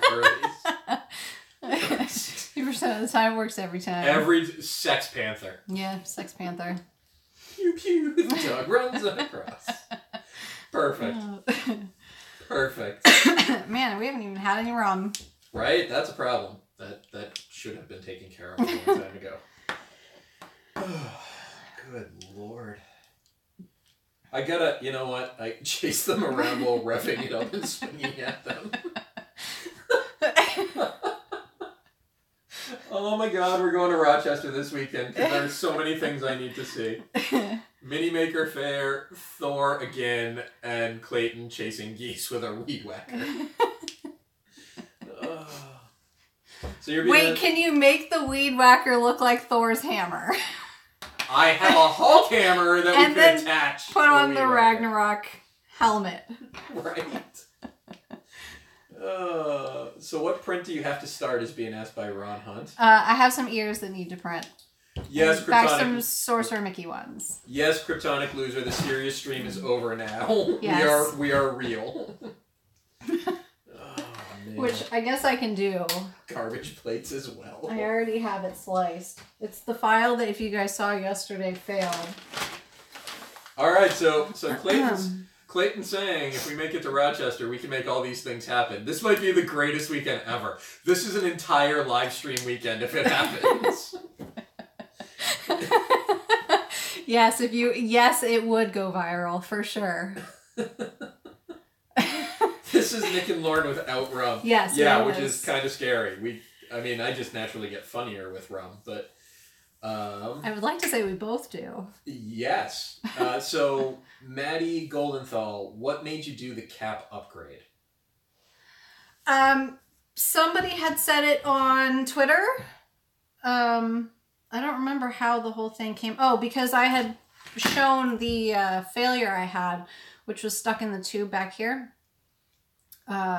And Tinkers and Dan had recommended that I try cap tubes and said that I would put them through their paces, and I definitely will. So cap tubes, Capricorn all offered to send them to me. So I said, why not?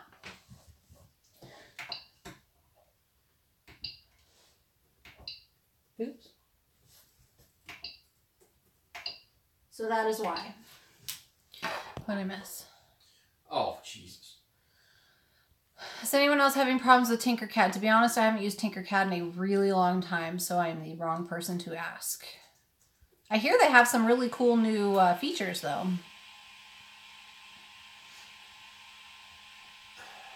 Yeah, what did I use Tinkercad? 2-3 weeks ago when I started the Hulk hammer. I had some stuff that I had to do in Tinkercad, and I wasn't having a problem importing at that point. So Maddie, with a follow-up, did you replace the tube inside the hot end as well, or ream it out like Joe's 3D Maker did? I did nothing to it. All I did was replace these tubes. That's it. Miggy Man is noting that you need cap tube in a color that better matches the printer.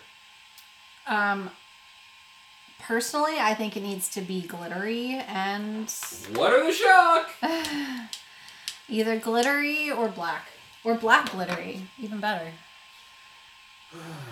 But apparently it is blue because of the material in it that causes it to be blue. Good to know. Yeah, Miggy Man, that makes two of us. Not surprised. I know. I printed these last night. I don't know if you're going to see how amazingly glittery they are. They're amazing. Not bad. Yeah, you can see some decent glitter there. Can you? Okay, good. Because they're amazing. Yeah. Spray paint it. I have noticed... Sweet glittery cheese. I have noticed on import with Tinkercad the last time I did use it, that if the file is really, really large, then it does have difficulties. But other than that, I haven't had any issues. Like when I did the temp test in there, it did have a little bit of a hard time. But that was a while ago. Oh, you know what I just realized? In, let's see, in 3 weeks, I will be in Toronto, and it's possible that I could meet up with NLMTW. He could be part of the stream, like the last time I called in. Ever consider... You're burning people's retinas. Stop it. Sorry. Ever consider casting them in... Oh, that disappeared. In latex and making a mold to pour glittery resin into. I have not, but that sounds like a really, really awesome idea, and I should try it. First off, you do it. Way to not score any points with me. All the glitter we have now is self-contained inside Filament. If she is using some kind of glittery resin, it is no longer in Filament and can be what I would like to call wild glitter, which creates a problem. Like this. Oh, son of a... Don't tempt me.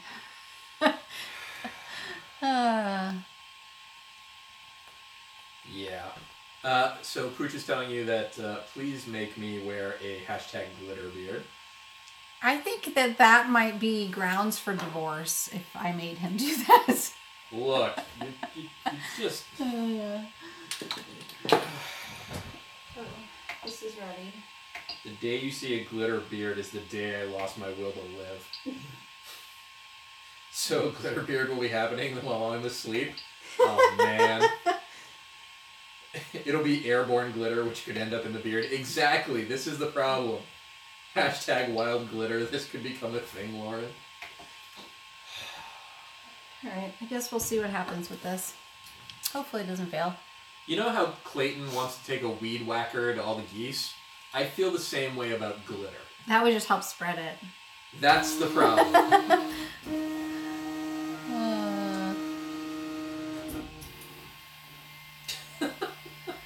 I had a glitter beard once. I passed out outside my tent at a festival.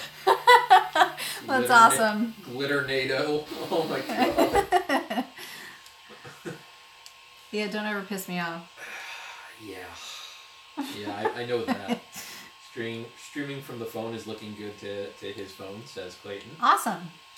Yeah, I mean, I have to say that the Note 8 has a pretty good front-facing camera, which is good. You do it. I hear the sound of progress in the background. Prusa doing its work. Yep, it's getting there. And I have to say, I think the quality of the video is pretty good. The sound quality hopefully is decent. Probably not as good as a actual mic, but not bad. But I can't wait to actually have a screen back. And to be able to see comments and actually read back comments without having to move things on the screen. What she means to say is not have me narrating everything that happens. No, I mean, it's entertaining, which is fine, but I just miss having a laptop. Guys, Gigabyte is just not. They're just... Yeah. No, he is more than welcome to continue to be part of the streams, for sure. No problem with that whatsoever, but I do miss having an actual camera. I miss editing videos. I miss Fusion 360 not crashing on me after 5 minutes of use. I'm being told by Pooch that I should do a powdered sugar beard, which I would be totally okay with. Apparently he's okay. Can I put edible glitter in it? Is there such a thing? Yes. Why would such a thing exist? For cakes. No, NLTMW, I will not be out of a job. I refuse to be out of a job. I'm just going to stand here and protest. She can't lock me out. No, they're actual gold pearl dust is what it's called for cakes.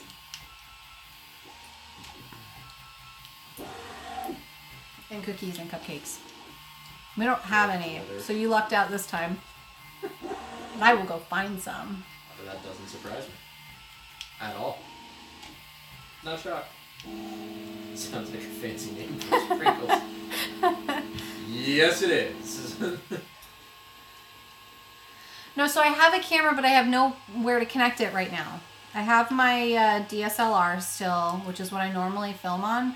However, my current laptop will not run OBS right now. First of all, Windows wants to do a 8 GB update on a laptop that only has a 30 gig hard drive on it. 26 gigs of which I think were standard, like came on the laptop. So how they were going to fit that size of an update on that hard drive, I don't know, but that's what they wanted. So there is literally, once I put on their Fusion 360 and the Prusa software, there's no room for anything else on it. Not to mention the graphics card and the RAM on it is not good enough for anything. So because of that, because I don't have my good laptop, which is back at Gigabyte for going on week 8 now, because of that, I am streaming from my phone, which does a pretty good job, but because of that, I don't have the ability to hook up a mic, and I don't have the ability to use a computer for it. Does that make sense? If it's a USB cam, you might be able to use it on the phone with an OTG cable. I'm okay doing this with my phone. The problem is that I miss being able to comment back and type things and show you screenshots of things. There's been a couple of times, like I would have liked to have shown you the CapTube's website today to kind of break down some of the things so you guys could actually see how they compared. But unfortunately I couldn't. I mean, I have to say, you know, as much as I'm pissed that Gigabyte has not gotten my laptop right, they have been working with me to try to figure out how to duplicate the problem. And they have called me regularly when they haven't been able to duplicate it, asked me more questions about when the issue started coming up, all sorts of different things, but unfortunately they thought they may have fixed it and they were wrong. So I got it back and it immediately started happening again. So if it's still not fixed the next time I get it back, unfortunately I'm going to have to take matters into my own hands and look at contacting... Hashtag Mickey Ear Knuckle Duster. Right. I'm going to have to look into contacting American Express, which is where the payment went on there, and also possibly a lawyer if I need to. Because there's no reason why a 1-year-old $1,500 laptop should be having these many problems over and over and over again. What'd I miss? I don't think there are any questions that came across. Discussion about how I don't seem to have an issue with Goldschlager, which is pretty much glitter in liquor. I have a problem with Goldschlager. It tastes horrible. Like horrible. Oh, that might have been the problem. And what issue do we have going on now? We have printing in midair. Nice! Oh yeah, look at that. You can see it on camera. It's not laying down.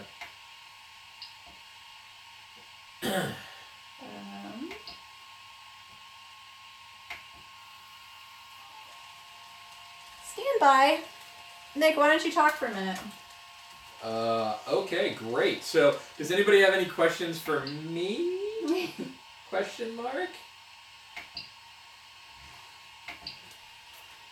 Do you guys have anything like a sales of good act over here? Yeah, I'm guessing that's, Miggy, I'm guessing that's a lot like the Lemon Law, which is the dance monkey.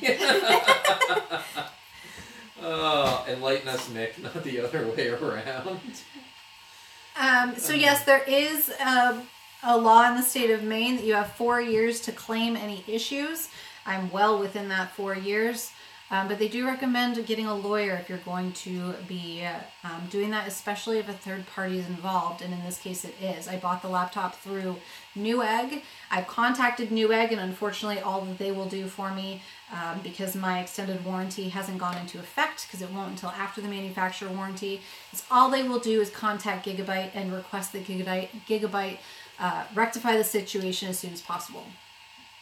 So because there is a third party involved, they do recommend a lawyer if you're going to go that route. However, I do need to contact American Express if it comes to that and find out what they recommend.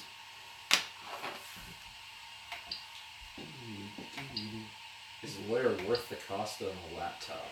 It's a great question. Is what? The lawyer worth the cost on a laptop? I don't know. It's a $1,500 laptop. As if you get So, Dragon Monk, to answer the question, good filament to use for the open RC frame. I've done it in both carbon fiber PLA, and I have done it in... oh no, I guess they're both in carbon fiber PLA. Have you shown this one?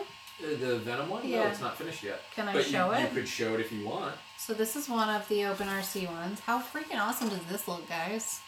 It's Venom. Stickers by Lucky Vinyl. Yup. Which is awesome. Yeah, I mean, it would kind of depend on the lawyer. I do have a lawyer friend who might be able to help me out. This was the other... This was done in... That was carbon fiber as well. No, it wasn't. Oh, you're right. That one wasn't carbon fiber. That was atomic. Jet Black PLA. So yeah, he's done both of those. Those are the only two, right? Yeah, those are the only two. So... Need to get tires on that one. That one's missing. I hope that answers your question. Yep. Yeah, so neither of them are finished yet. Nick has a habit of doing the same thing I do, which is start on like 800,000 projects and never finish them. There's a drone downstairs that needs electronics. There are 2 open RCs that need to be finished. There's a RoboCop Auto 9 that's glued together but needs to be sanded and finished. And most excitingly, there's a Hulk hammer. There's a part of a Hulk hammer. Why are you breaking stuff? I'm not breaking anything. You're breaking it was in stuff. Pieces. You're breaking We have stuff. part of a Hulk hammer. How awesome is this going to be when it's done? Super exciting. 325%. So that's one half of it. Oh.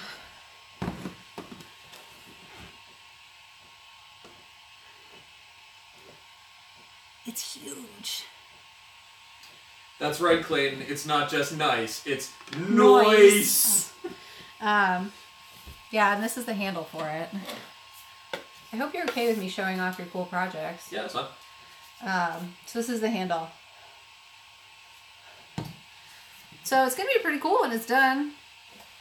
Did you mark where this matches up? Nope. Not yet. Not that one. Yeah, it's going to be super cool when it's done. Yeah, I think my Twitter... I think I posted on Twitter for scale. I put a... you want to put the hairspray next to that? Just for the heck of it? Good old Aquanet. We don't have a banana for scale. All right, people. Are you going to back up? Little bit of camera movement. Hold on. Very little bit of camera movement since... Whoop. Okay, you're good. See? Yeah. It's pretty big. It's going to be awesome.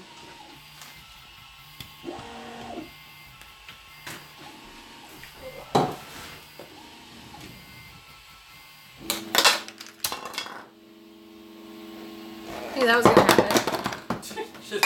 And there it goes. That's what I do. Make a mess. That's what I'm good at. Oh, and that all needs to be glued together, so not a surprise. Yeah, so that's going to be glued and then sanded and then puttied and sanded some more, primed and sanded, painted and sanded, painted some more, sanded some more, painted some more. I don't think Nick realizes what he's gotten himself into.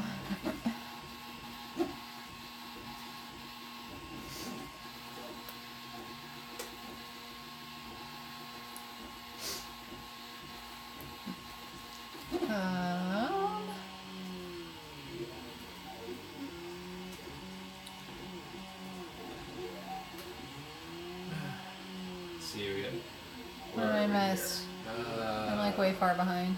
Yep, checking it out real Check quick. the printer. Okay. Hey, it's printing now. Got an approval from Pooch.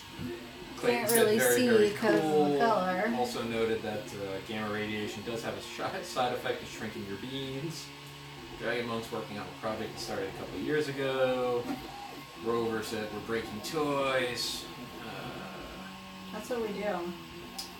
Miggy noting that they changed Meek and Cord for Ragnarok. They did what? Meek and Cord in Ragnarok. Oh, they did? Yep. I didn't even notice. Oh, does this phone not have a flashlight? So phone is useless. Clayton wants us to bring the hammer on the road trip to Rochester. Okay. Don't tempt us, we'll come.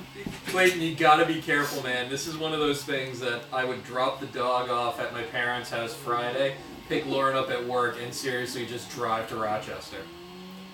It could happen. Do we have anything happening this weekend? The only thing we had happening this weekend was to go to that symposium on the guy who crossed Antarctica. No, that was last weekend. Oh, I thought it was this weekend. No, we missed it. Damn. Oh well. You were hunting. No, we don't have anything this weekend then.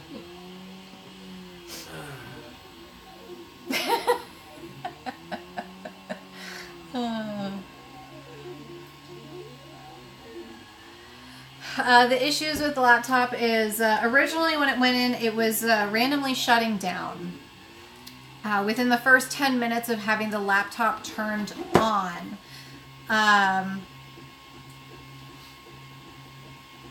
If it made it past 10 minutes, it was fine and didn't have a problem.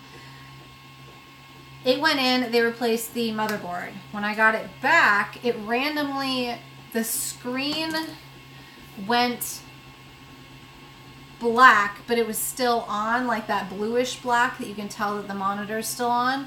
The keyboard light was still on, and I could still do things like hit the function key and actually turn off the monitor, but the laptop was non-responsive otherwise. And when you plugged it into something like an HDMI cable, no, it's not just a backlight failure, because it literally shuts everything down. In fact, when I was streaming when it happened, the stream died about 10 seconds before my laptop actually died. So everything would go black, and then when you hooked it up to something, it wouldn't even register that the laptop was turned on. Yeah, I don't doubt that it's a power issue. It could be a power issue. It could be another motherboard issue, that the motherboard they put in was not good enough. And I've also been told it could be a RAM issue. So I don't know what it is, but the fact is Gigabyte are the professionals, and it's their laptop. They made it. They should be able to figure it out. So you did get a question about what the red filament was in the background there. This is Matterhacker's Pro PLA, which is fabulous. It prints really, really nicely. Like here. These are one of my Christmas ears. Except for I broke one of these. It prints really, really nicely. All of the Pro PLAs so far have printed like a dream. Clayton's noting that I should bring that beast to Rochester. We'll fill, sand, and finish it while at Maker Faire. Maybe secretly drinking at the booth as well. Secretly? Does that mean I have to pretend there's... Covertly? I like covertly. Covertly. Alright, so far so good. Miggy's noting his money's on either an under-spec'd power brick or poor regulation on the motherboard. I sadly don't really know what either of those should be versus what they are. I know that they ran stress tests on the laptop for 19 hours and where they couldn't duplicate the issue, which is strange because I had it turned on for less than an hour and it happened again.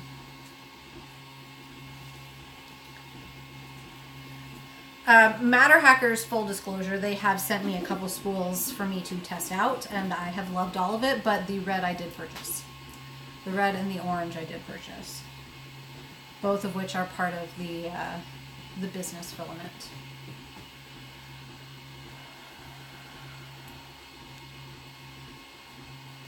I don't blame Windows 10 this time.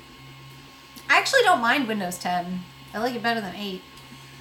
8 was terrible. Miggy, that's a really good thought. Wonder if they use their own power brick versus ours, because you never had to send them the power brick, right? No, I did this time. Yeah. Yeah, I don't know.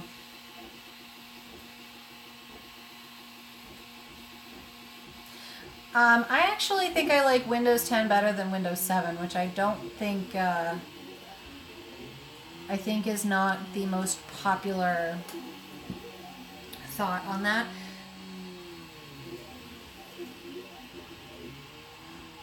But, you know, to each their own.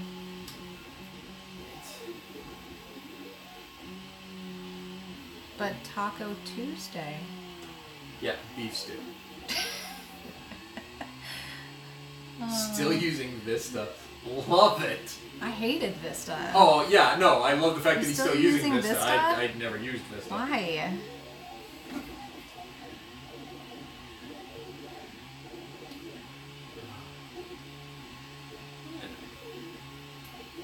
Now we're discussing dinners. Beef stew. Yeah, I love it when Nick decides to make things like beef stew because it means I don't have to cook. And there goes the plow truck again. Yeah, plow truck. Going by. Salting the roads. So hopefully my drive-in won't be treacherous tomorrow.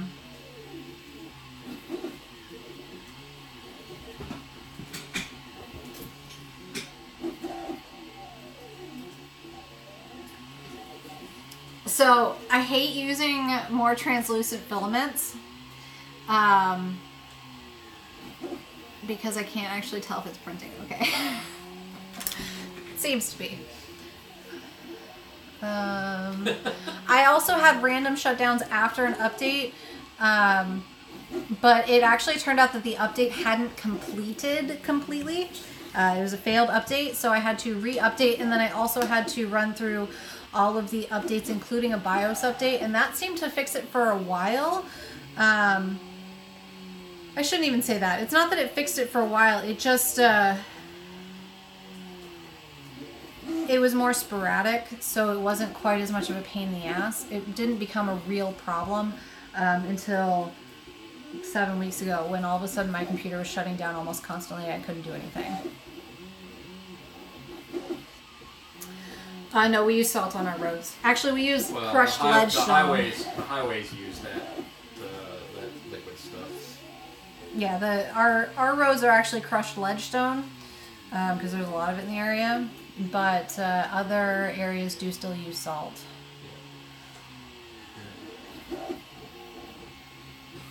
Need to mark up the first chapter of To Kill a Mockingbird for LA, which will probably take it.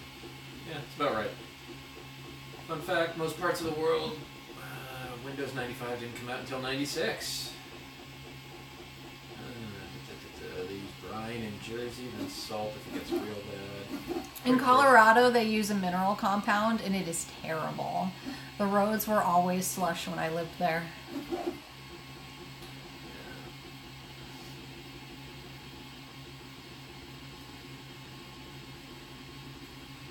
Yes, that is right, Miggy Man. I remember that. What? Windows 95 coming on 28 floppy disks. Whew. I remember that. Oh, now kids don't even know what floppy disks are. Oh. No one needs sleep. Sleep's overrated. Right? People at work don't know how I manage with as little sleep as I get. You would get an error on floppy 27. Yep. Oh, man. I know what a floppy disk is. 1.44 megabytes of storage space. Yeah. We still have some upstairs. Yes, we do. And no way to look at them. And I'm pretty sure I know what's on them. I have some from college. I'm pretty sure from before you had flash drives. I'm pretty sure that's what's on some of those as well. When I was first in architecture school. Which means low resolution JPEGs that took 9 hours to download. College.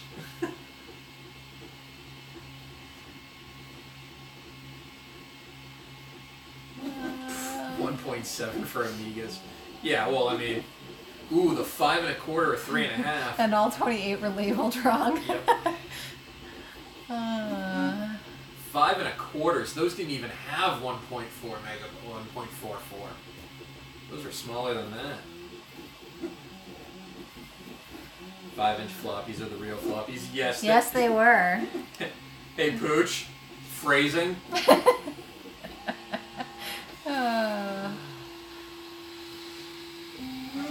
Remember printers for life. So far, so good, people. It's already looking better than it was. I did upgrade my firmware last night to the latest firmware release on Prusa.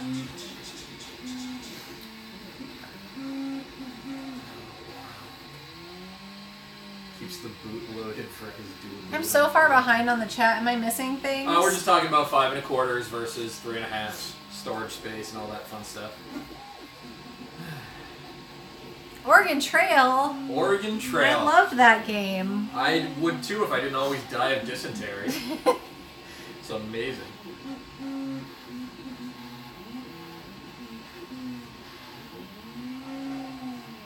Good Lord. Hey, think about storage stuff.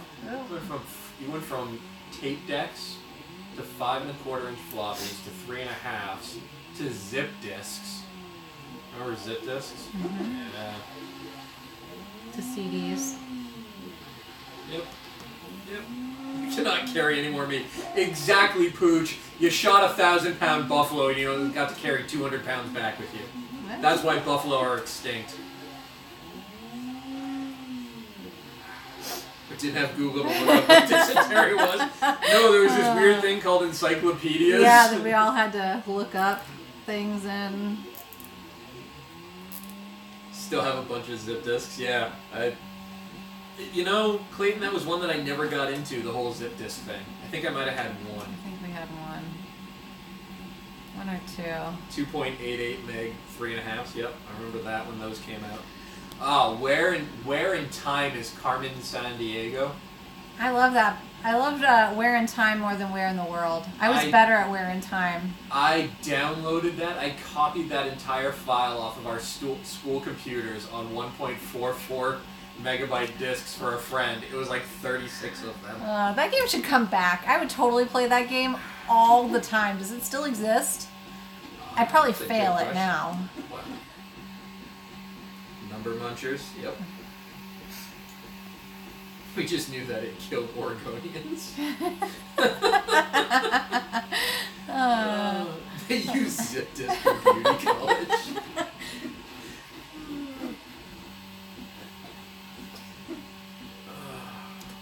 Zork, the original text-based game. Zork, wow. Yeah. Oh my god, Commodore 64, Montezuma's Revenge. Hours gone. See, I never had one of those. Never. Real track tapes. Yeah, that might go a ways back, Builder's Mark. We were talking, so what were we watching, sweetie? Oh, it was a commercial for Wolfenstein. The new Wolfenstein that's coming out. We were playing the old, or we watched a video on the old one. We watched the video, the original Wolfenstein, which I remember playing on... Ooh, I don't remember if it was my Commodore 64 or my old Atari. It was probably the Commodore 64. It might have been, but the original Wolfenstein where you put on a bulletproof vest and it had SS across your chest. Hey, don't you call my Sega Genesis antiquated? And it is surely not crap. That sucker still plays. It is crap, and don't call it Shirley.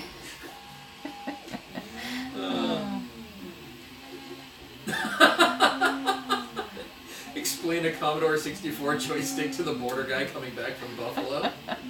Wow. Explain anything to the border guy coming back from Buffalo. See, I was right. It was my Atari. You're right, you do it. It was the Atari that I had it on. Are you sure? Yep. You positive? There was also this old school boxing game where you would type in what you wanted your guy to punch. Oh, it was ridiculous. Points awarded for the... That's right. Clearance, Clarence. Over. Dig Dug on the Atari. Yep. I love Dig Dug. Don't we have Dig Dug on the little console downstairs? Yeah. Yeah, that's what I thought. Yeah, my dad at one point, I think it was a Yankee Swap.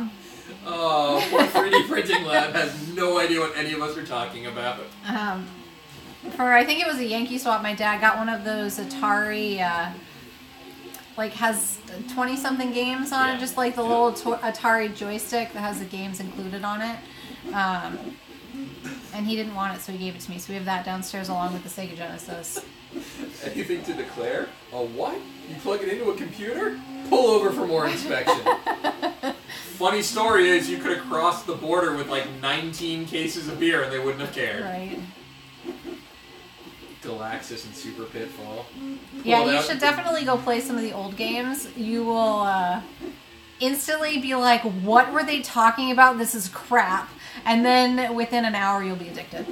Yeah, for a long time, I said if I ever had kids, they were starting video games the exact same way I did, which was you had to start with ColecoVision and then move up to Atari, then you could play Nintendo. See, Atari was the first we played. Super Nintendo, yeah, and they because I'm 5 years younger than you. They'd have to move all the way up, but what did we do for our niece and nephew? Yeah, let's get you an Xbox One. Get you an Xbox One. And the Lego games, because we're the cool aunt and uncle. Ooh, that comes out tomorrow! Oh yeah, I gotta go down to Best Buy and pick it up. So, I don't play video games. In the old days, our PlayStations were called Atari. I don't play video games except for the Lego video games. And those, I play like a boss. Or at least that's what I'm going to keep telling myself. Yep. And I'm very excited that Lego Marvel Superhero 2 comes out tomorrow.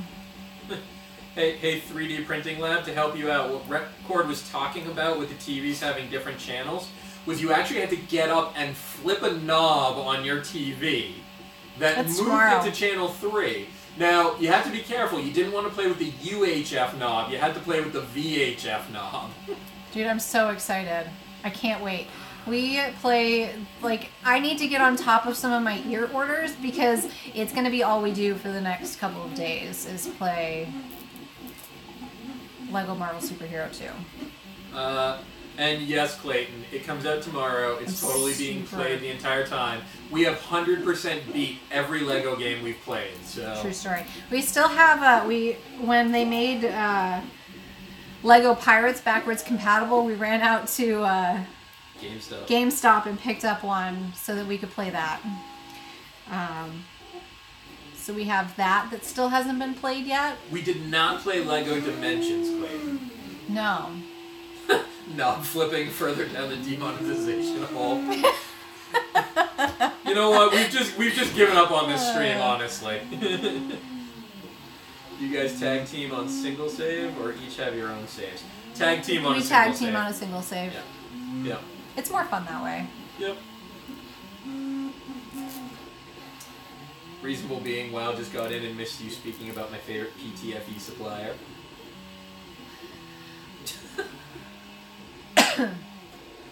Oh, Miggy Man Mike, I stopped playing Lego games when my nephew kept murdering us. Yeah, I tried to tell my nephew, who will be 4 tomorrow, I tried to tell him that we had Lego Avengers and Lego Marvel Superhero, and he didn't believe me, but they're coming out to visit us next week. So it's on. Yes, that is a good point, Miggy Man. Reasonable Being also missed the taste test of PTFE tubings. Oh, yeah. Why don't they make Lego for Xbox Live? That's a good question. They should make an Xbox Live version because it would be so much fun to play with all these guys right now. Four multiplayer, Xbox Live, Lego. Yeah. That would be craziness. It would be awesome. It would be awesome. It'd be crazy. Okay, who knows somebody at Lego to make that happen? Clayton, I'm looking at you because my guess is you know more people at Microsoft than we do. Hashtag chaos. Yes. Ooh, ow. Awesome bricky chaos. Xbox One Party Chat podcast? What did I miss?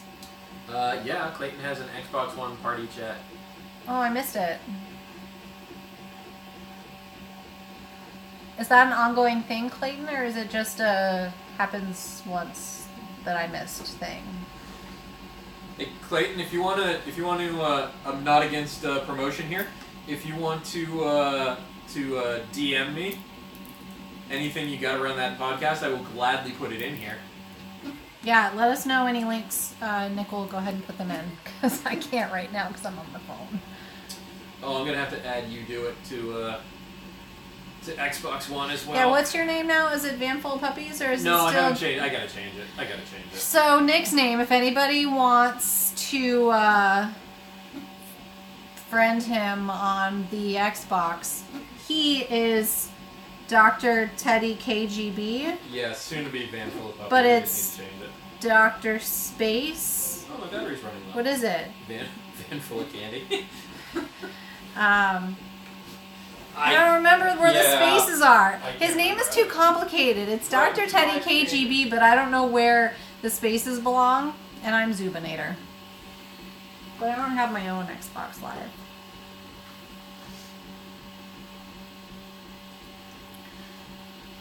Yes, definitely the Rounders reference. Clayton got your Rounders reference. There we go. Thank you, Clayton.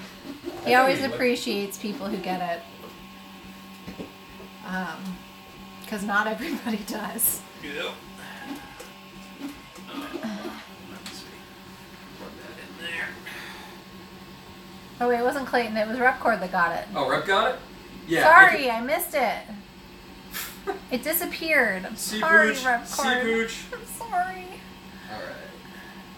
Clayton just sent me the link, so I'm going to... Alright, Nick's posting the link now. Get that and post that. Give me just a second, Clayton.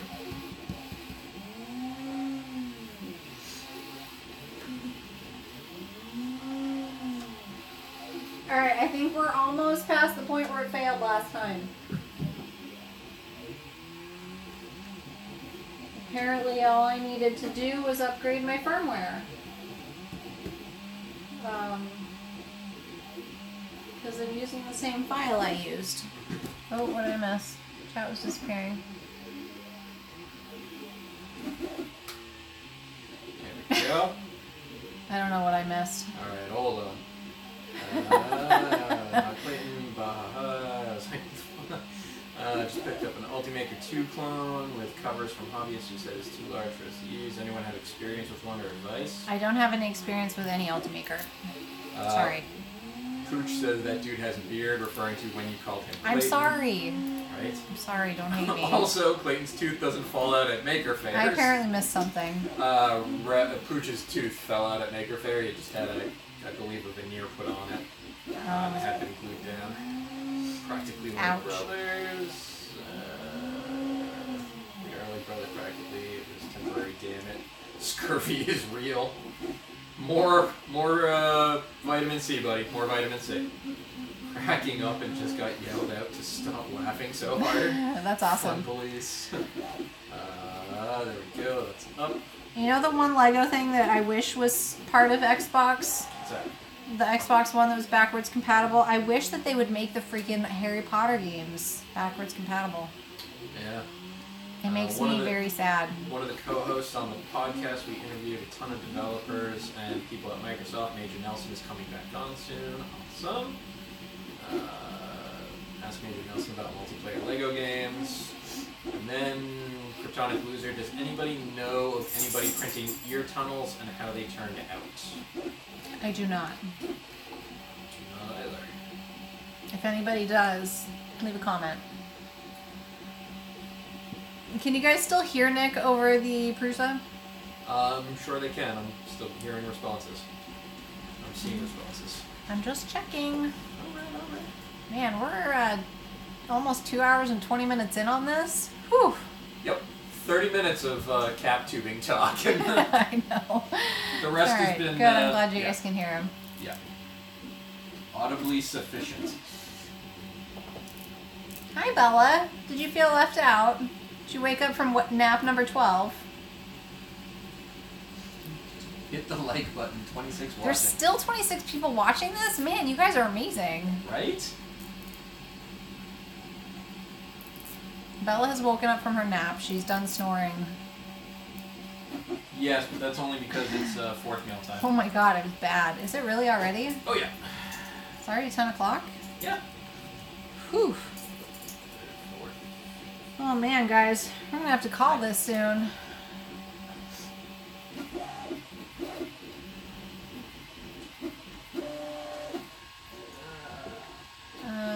Have you guys in the background?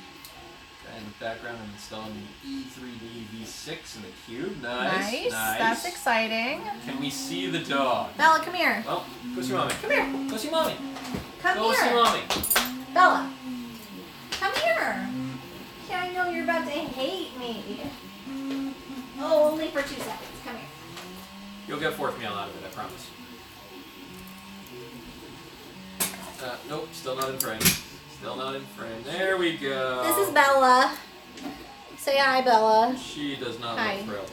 She's like, would you put me down? I'm not a toy. Isn't she cute? She's 13 years old, I think. She's a Beagle Black Lab mix. When she was little, she looked like a forever puppy. Yeah, so we give her what we call fourth meal because she has a super sensitive stomach and she has to eat late before bed, otherwise she gets sick. So we started calling it fourth meal because Taco Bell.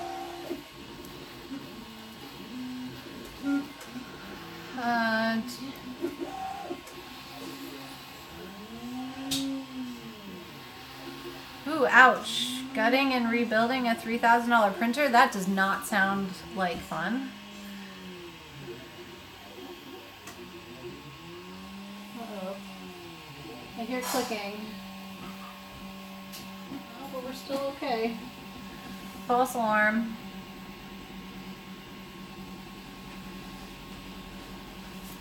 Whew, and we're back. Yeah, she's adorable.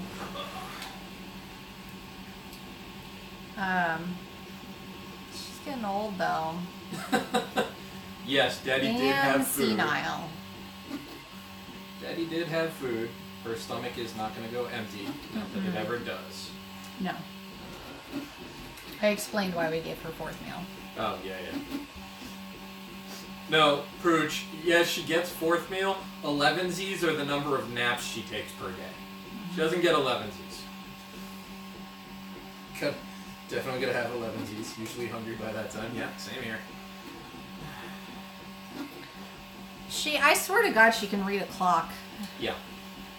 Because, man, her inner clock is right on almost every single day. Man, I wish I got...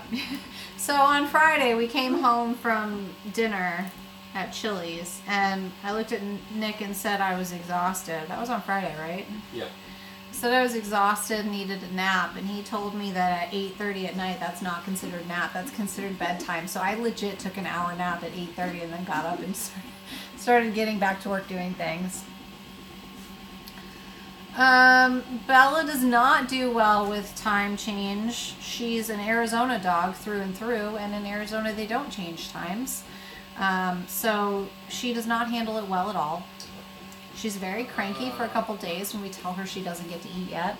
It's always easier springing ahead because then she just gets to eat early.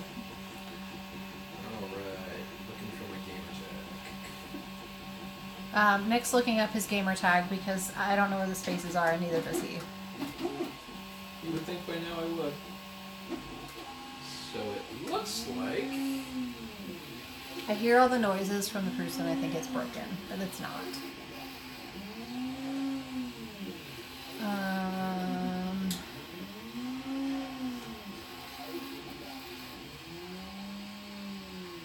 Tell you what, for anybody... I'm not just randomly throwing my gamer tag out on Instagram or on the YouTube. That seems like a... Please don't spam giveaways in my chat.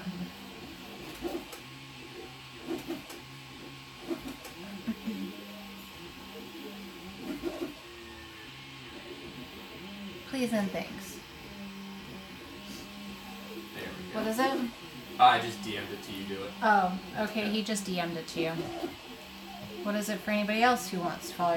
Are you being very specific about who gets it? I am like upper echelon when it comes to gaming, sweetie. I mean, seriously? Right. Come on. No, I will gladly DM anybody who wants it. I just don't want to throw it straight out on Okay. Clayton says to DM him. Yep. ColecoVision, nice. Oh. That was somebody's last gamer unit. Right? Console. The only console I've ever actually owned myself is the Sega. Sega. What's the worst that could happen? Echo so many. I get random people who like are doing things now, and that's not without, or that's not with having it on YouTube. Well, I already called out what it was, but they're gonna have to figure out where the spaces go. Yeah, exactly. Exactly.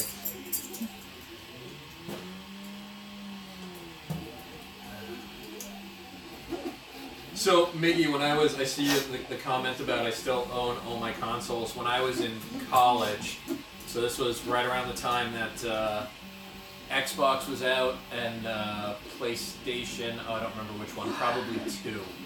I still had all my consoles, and I had them all hooked up to the same TV by having a couple of those routers that you could get over at GameStop or what used to be Electronics Boutique.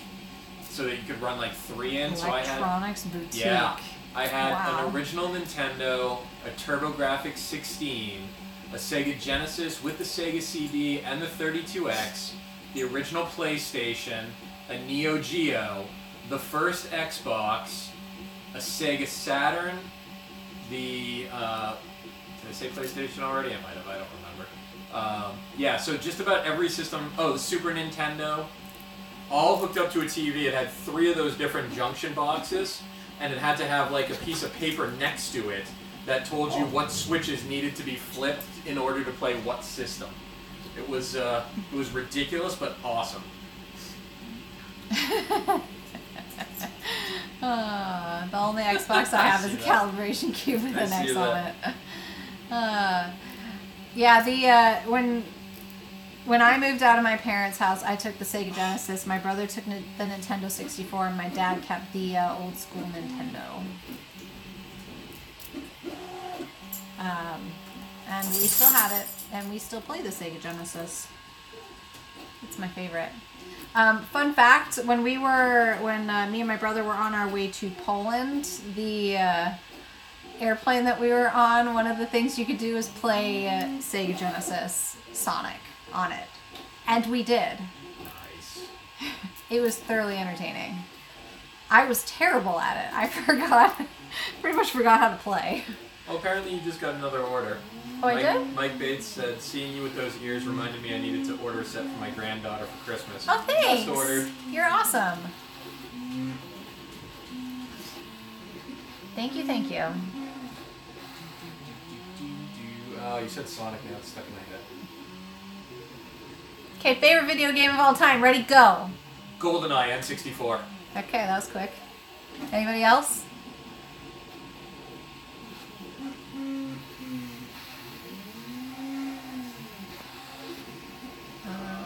Half-Life.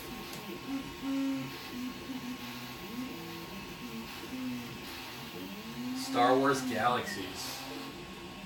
Final Fantasy on Nintendo, EverQuest.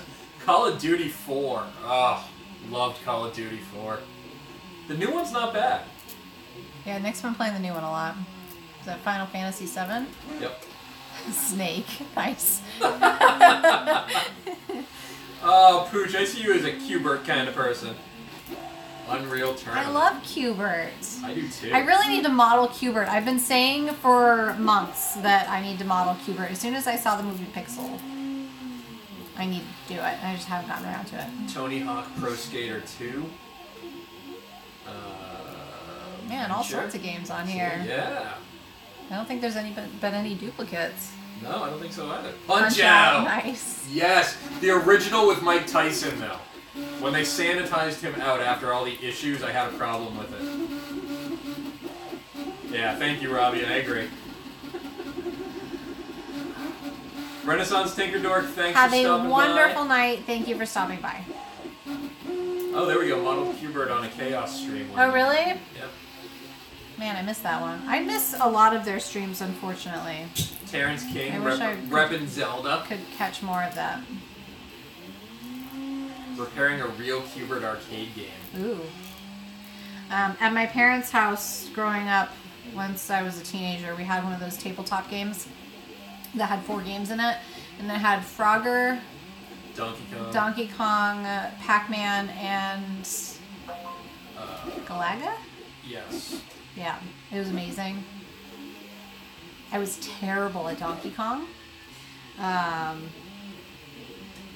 But not so bad at Frogger. I think I had the record on the machine for Frogger.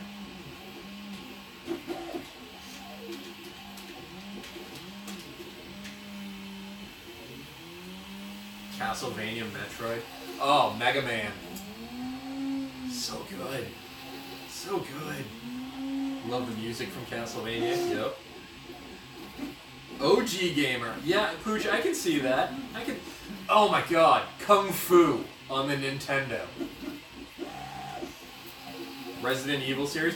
Funny story, Miggy, about the Resident Evil series. I can remember playing the very first game, and that game is dark. All the way through the beginning half of it, probably. And I remember opening up the hallway door, the hallway that led you outside. And so the entire game is dark to this point, and you open up this door, and all of a sudden it's this yellow hallway, and there's light in it, and everything's awesome. Well, I was about 12 when I'm playing this game, and I had a TV in my room, and I was up at like 2 in the morning when I was supposed to be asleep, so I waited for my parents to go to bed and woke up and started playing video games again quietly in the dark.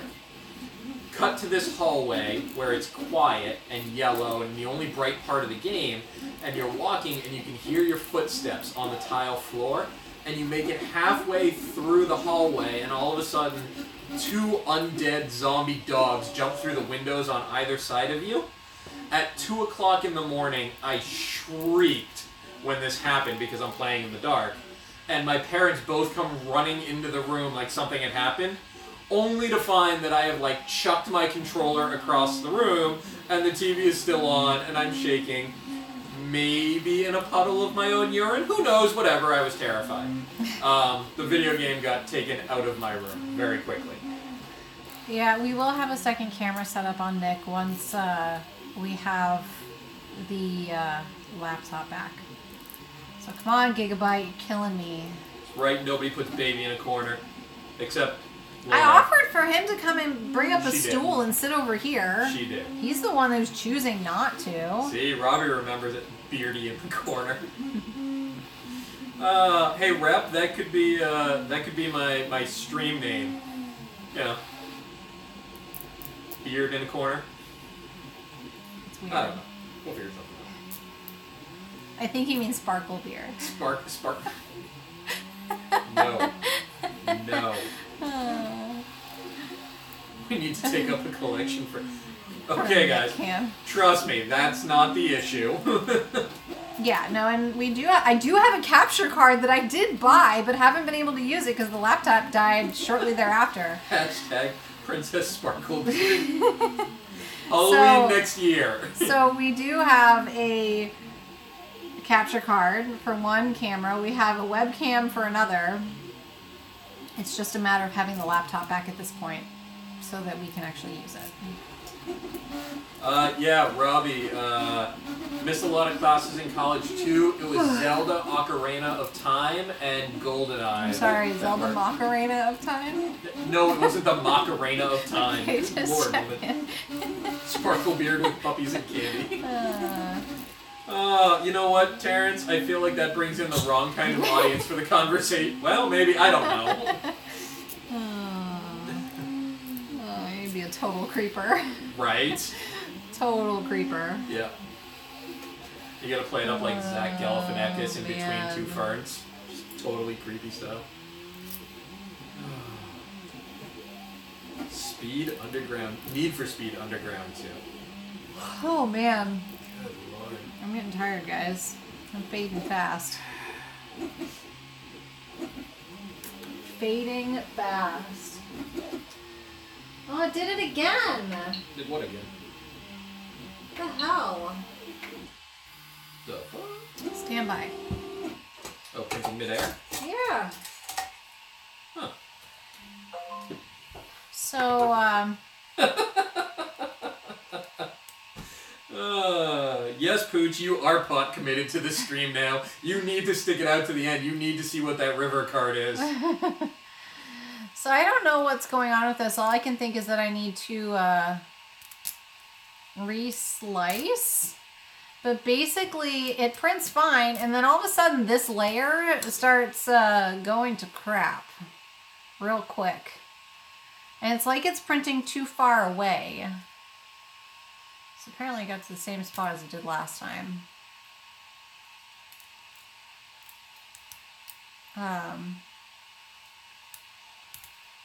So I don't really know. I don't know what's going on. I've never had this problem before.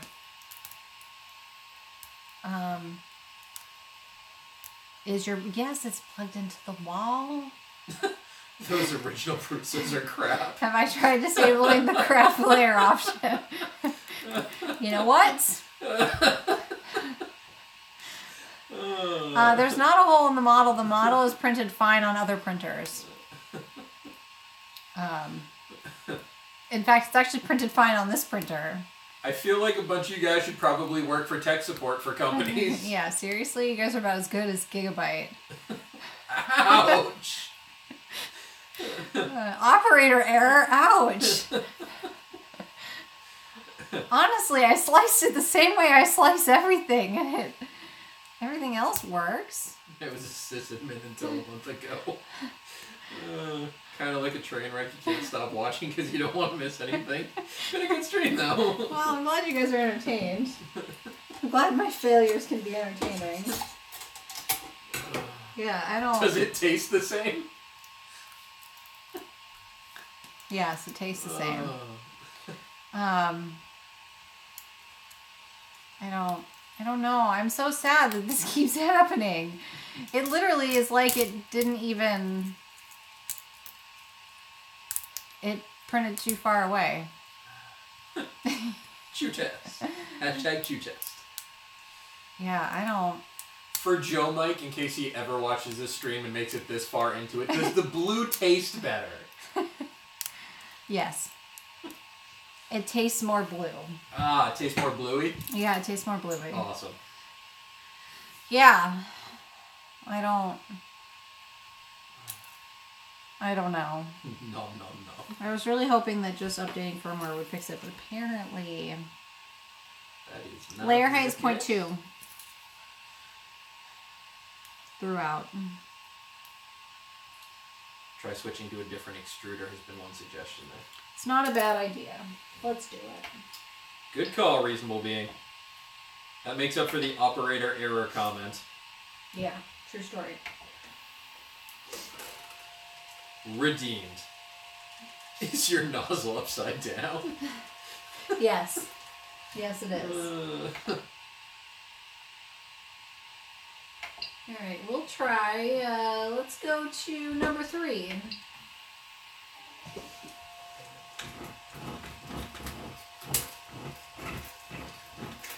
Have you tried turning it on and...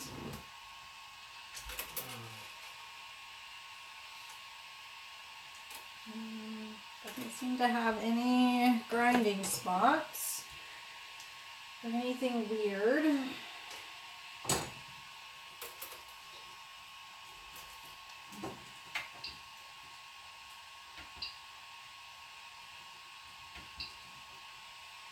I love all the smart attitude going on right now. Right? Did you call tech support? No. Are you using UBL with fade height active? I believe Joel's blue has caffeine in it. Maybe you if you chewed a bit of that off. Hashtag smart attitude. That is natural in this house, Miggy. Alright, extruder 3. We will try extruder 3 this time.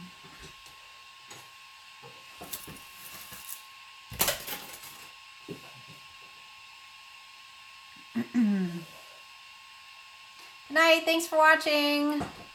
Night, Dragon Monk.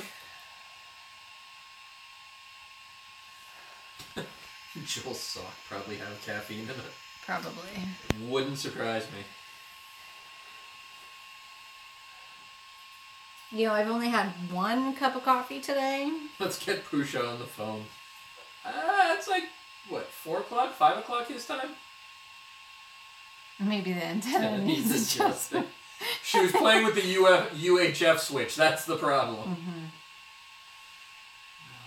I switched it to B instead of to A. Right? Don't do that. Oh my god, you remember those little boxes on the back of the original Nintendo, the ones that didn't necessarily plug right into the... Yeah, we have one upstairs. Yeah, you had to move it on 3 or 4. Yeah, we have one of those upstairs. Rabbit ears. Man. Have you tried blowing into the SD card? Get some antenna grease. Adjust your vertical hold.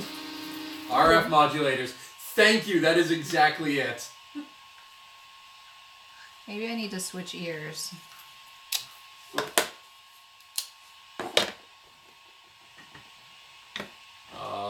Don't tell me you're getting some bad habits here. Coming all muffler bearings. Rub an eraser on the SD card contacts. Tighten up the Johnson rod. Sounds painful. Sweetie, did you add blinker fluid? Yes. Flux capacitor needs alignment. You're getting so many good suggestions here. Yeah. Sounds like it. Maybe the ears you're printing are too epic for the printer. I mean, the printers printed them before, though. Or hashtag Lauren is not amused. I really am amused. I just have a good poker face. Kryptonic losers like to make green. Thanks. Have you tried this is reversing the polarity? polyalchemy. I feel like this is an infomercial. Hey, NLTMW, if you buy now, you'll get a second pair for whatever she charges for a second pair, let's be honest. But wait, there's more! Was that before the firmware upgrade, and did you print... Before the firmware upgrade, it did the same thing.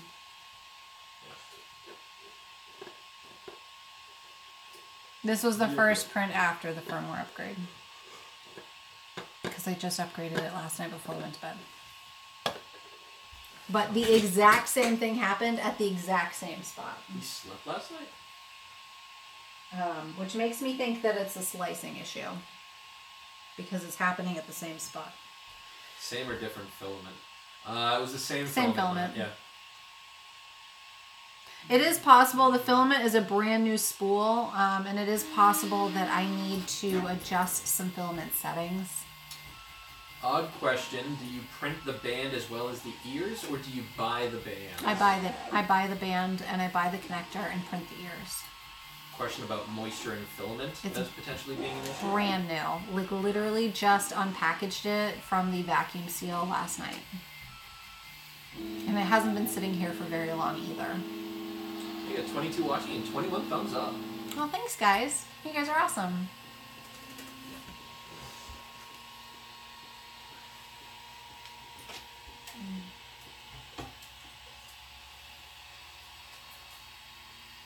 What have you got going on? I'm terrible about remembering to take this little strip of plastic off the front of the printer. Yeah. I print over it over and over and over again. Probably not the best thing to do. Probably. Yeah, so the ears, to answer that question a little bit more thoroughly, is that I have a connector that is a dual lock connector. And it's on both the inside Super plastic. and back here. The bows are attached to the headband.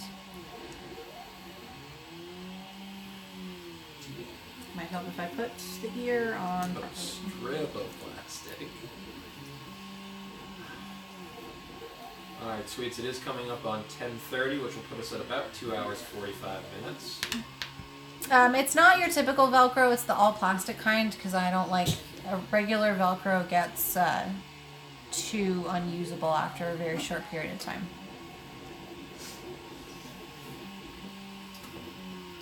Need new dilithium crystals for the hyperdrive. Right. I do need lithium crystals for hyperdrive. Dilithium crystals. Oh, dilithium crystals. I guess I should read and not just listen. Because my earballs don't work very good. Headlight fluid. Exactly, Miggy. I asked about blinker fluid. Uh-huh. Yep. I do need some of that, too. And apparently so do most other drivers. Right, Bella? Yep, I could use a new flux capacitor. Maybe Prusa needs to send extras with this printer. Blinker fluid is low. Good point. Alright, sweets, what do you think? I'm starting to worry about Pooch, who's pot committed here and is potentially starving to death. Oh, we don't want you to starve to death. Go eat some food. But he wants to see it through to the end. Okay, well then I guess we should end this. We don't want you to starve to death, buddy. See, Pooch, don't say I'm not looking out for you. Yeah, we don't want you to starve to death. That would be bad. Diverting power from the warp core to the coffee machine.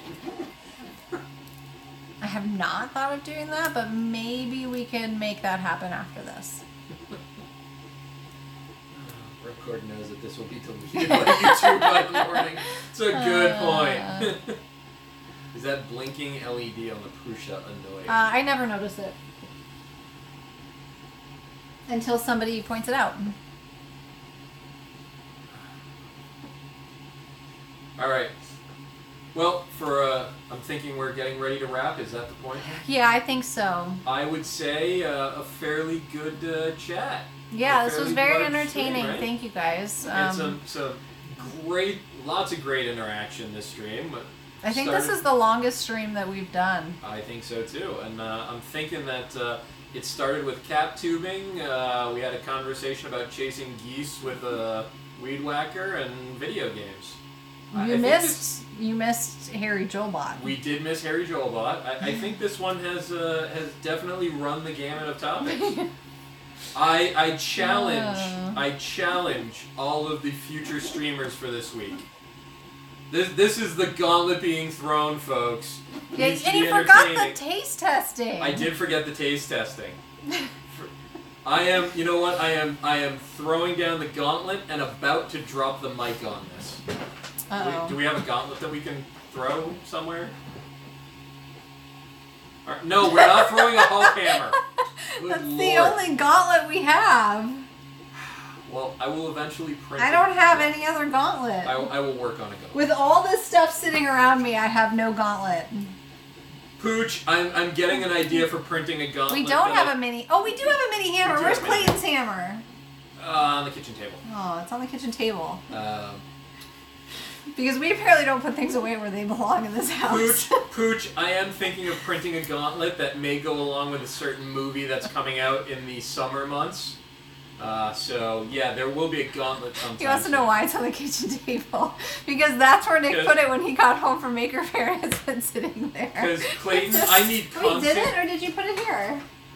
Oh, I thought it's on the kitchen table. Oh, maybe. Clayton, I need constant reminders of the fact that I got to spend such an amazing time with you and with Pooch and with everybody at Maker Faire. And for me, that is a reminder. No, he's full of shit. Yeah, no, Nick has this little pile of stuff that's sitting on the kitchen table. Oh, here it is. Here, this will be our gauntlet. We're throwing it down. I really wish that this would focus. Any other time it was focusing fine. Is it focusing now? I can't see. No. Alright, well, here's the gauntlet. Why does it live in the kitchen? I don't know. Because it should be right over here with the basket of stuff that I've gotten from people. It's not a gauntlet, but it's the closest we're going to get. Eat his cereal with it. It's the closest to a gauntlet that we have, okay? At the moment. Wait, there's plans for a gauntlet. Apparently there's plans for a gauntlet. Yay. Wow. Sorry, I'm getting punchy. I'm tired. Seriously.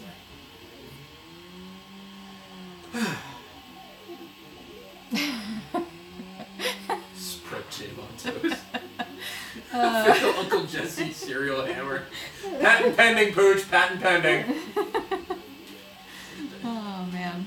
Hey, that's some fun infill. Breakfast of the gods. Yes. Caviar on crackers. He uses it to slice the cheese that he puts on his crackers.